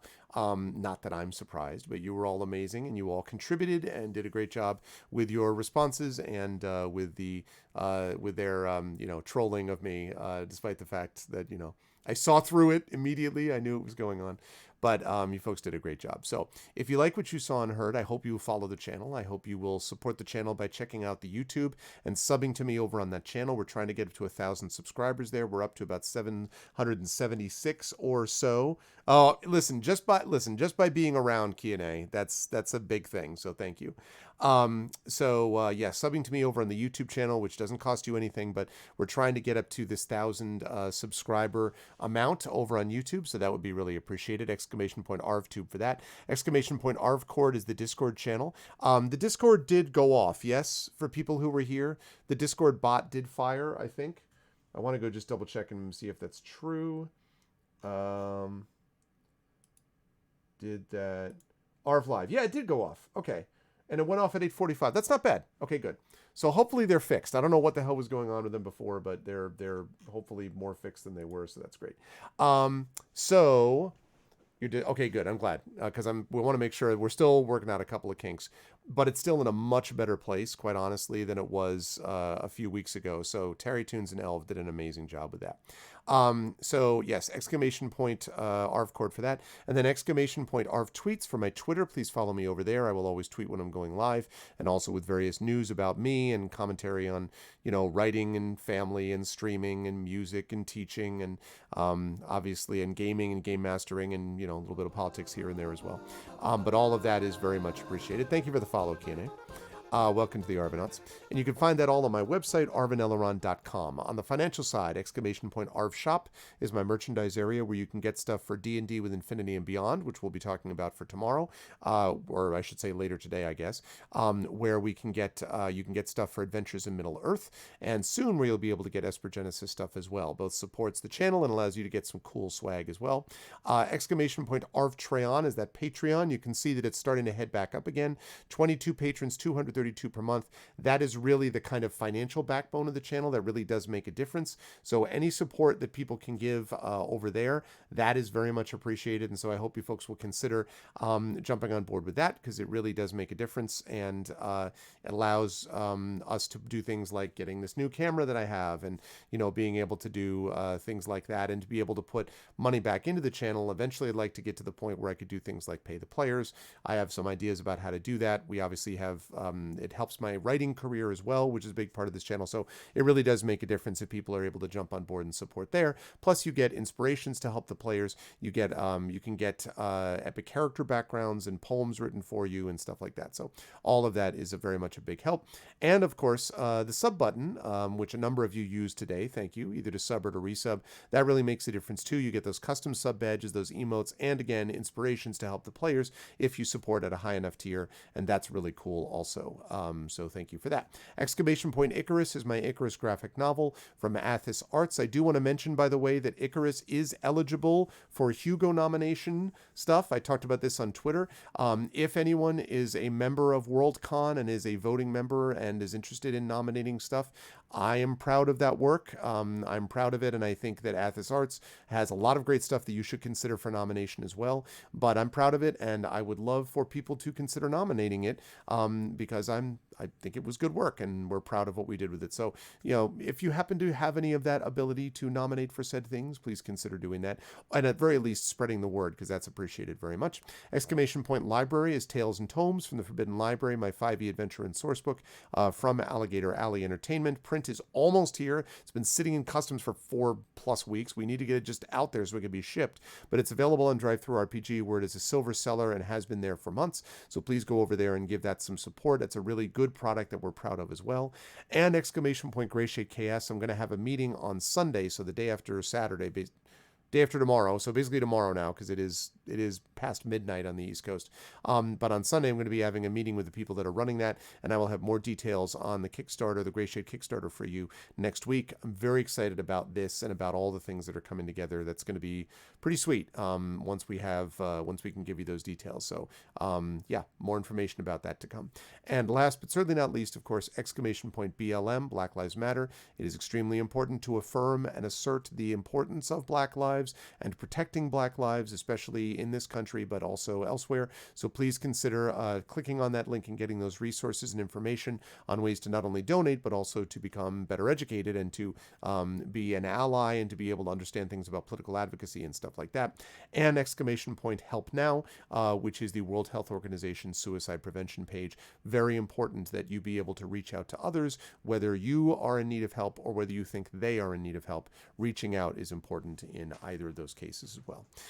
Schedule, we will be back tomorrow or later today with Palace of the Red Pasha, which is the continued story of the group of Infinity and Beyond from the Tyranny of Dragons campaign. We're going to be doing that for the next few months, but it's not going to be a longish campaign, though. It's probably only about 3 months or so, and then we're going to be moving into a full campaign of Eberron, which is going to be pretty exciting, so I am looking forward to that. But we've got this with Palace of the Red Pasha, and so this is going to be set in Kalimport. In fact, they are literally on the way to Kalimport as we speak, on a magic carpet, no less.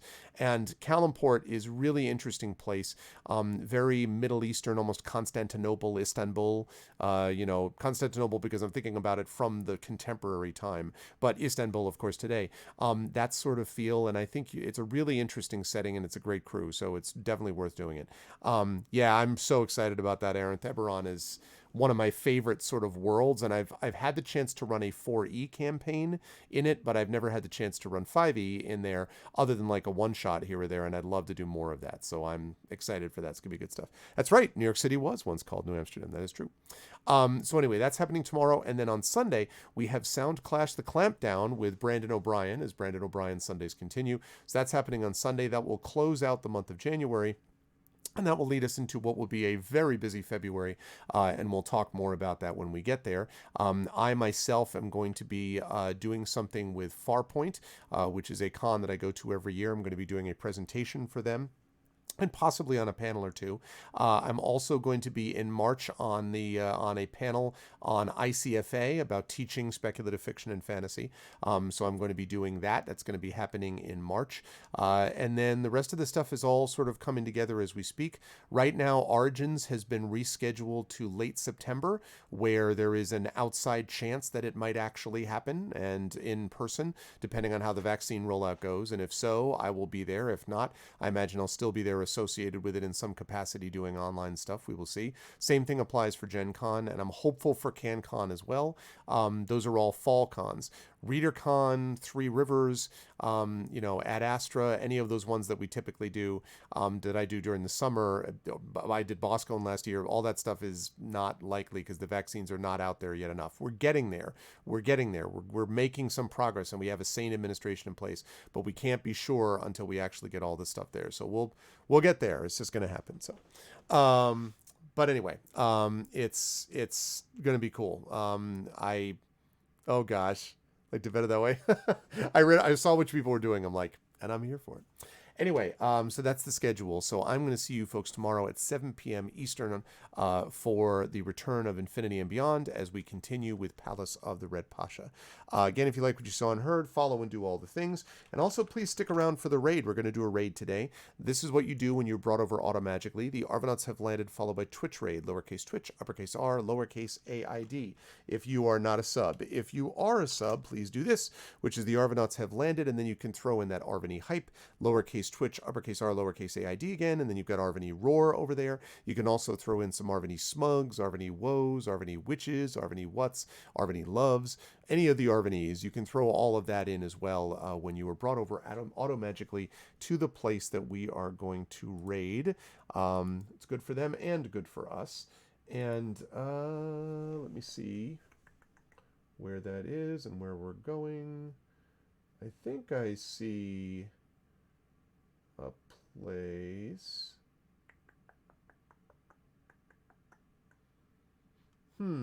Okay. I think I know where we're going to go. Yeah. So stick around, and then we will do a raid. I think I know where we're going. So, Are any witches? Exactly. What's up, Coven? Good to see you, man. Yes, you made it in time for the raid. You did indeed. So I want to thank everybody for being awesome today. And I want to thank all of you lovely people for hanging out. And I hope I will see many of you tomorrow. Thank you to my wonderful mods, to Hillness, to Rock God, to Shadow Mage, to Triffany Mats, to Coven of Lenara, who just showed up. But it's always a pleasure to have Coven with us. And of course, to Dragon Spear, all the best in the business, as I've said. Thank you as well. Thank you, Live Suing. I appreciate that. Thank you to my subscribers, to Hillness, Rockod, Shadow Mage, Triffany Mats. Thank you to Nonstop, to Critchwitch, Arenth, Kooky Canuck, Live Suing, Lone Wolf, Mrs. Dunsel, and Video Store Cowboy. More about the players in a moment. And thanks again, as always, to my Patreon supporters in that group as well. Thank you to Archum, to Aiden, Commander Root. Thank you to Droop Dog, to Extra More, Feet, Flop Air, George Waddy. Thank you to Gorgar. Thank you to Go With Him, Have This Too, Italiara, Janal. I think that's what that says. Yes. Thank you to Kamaleo. Thank you to Raidens, Rake, Tauntoms, Thicker, you Christensen, Uncle Elias, V&K, Violets TV, and Virgo Praz. And special thanks today to Alligator Alley Entertainment for sponsoring this campaign. And thank you so much to my wonderful players, to Johnny, to Kat, to Carlos, and to Zach. Really amazing crew, and I'm lucky to be able to GM them. And I can't wait for more coming next month. That's it for me. I'll see you folks for D&D with Infinity Beyond and Palace of the Red Pasha tomorrow. Until then, everyone be good to each other. Stick around for the raid. Have a good night. Bye for now.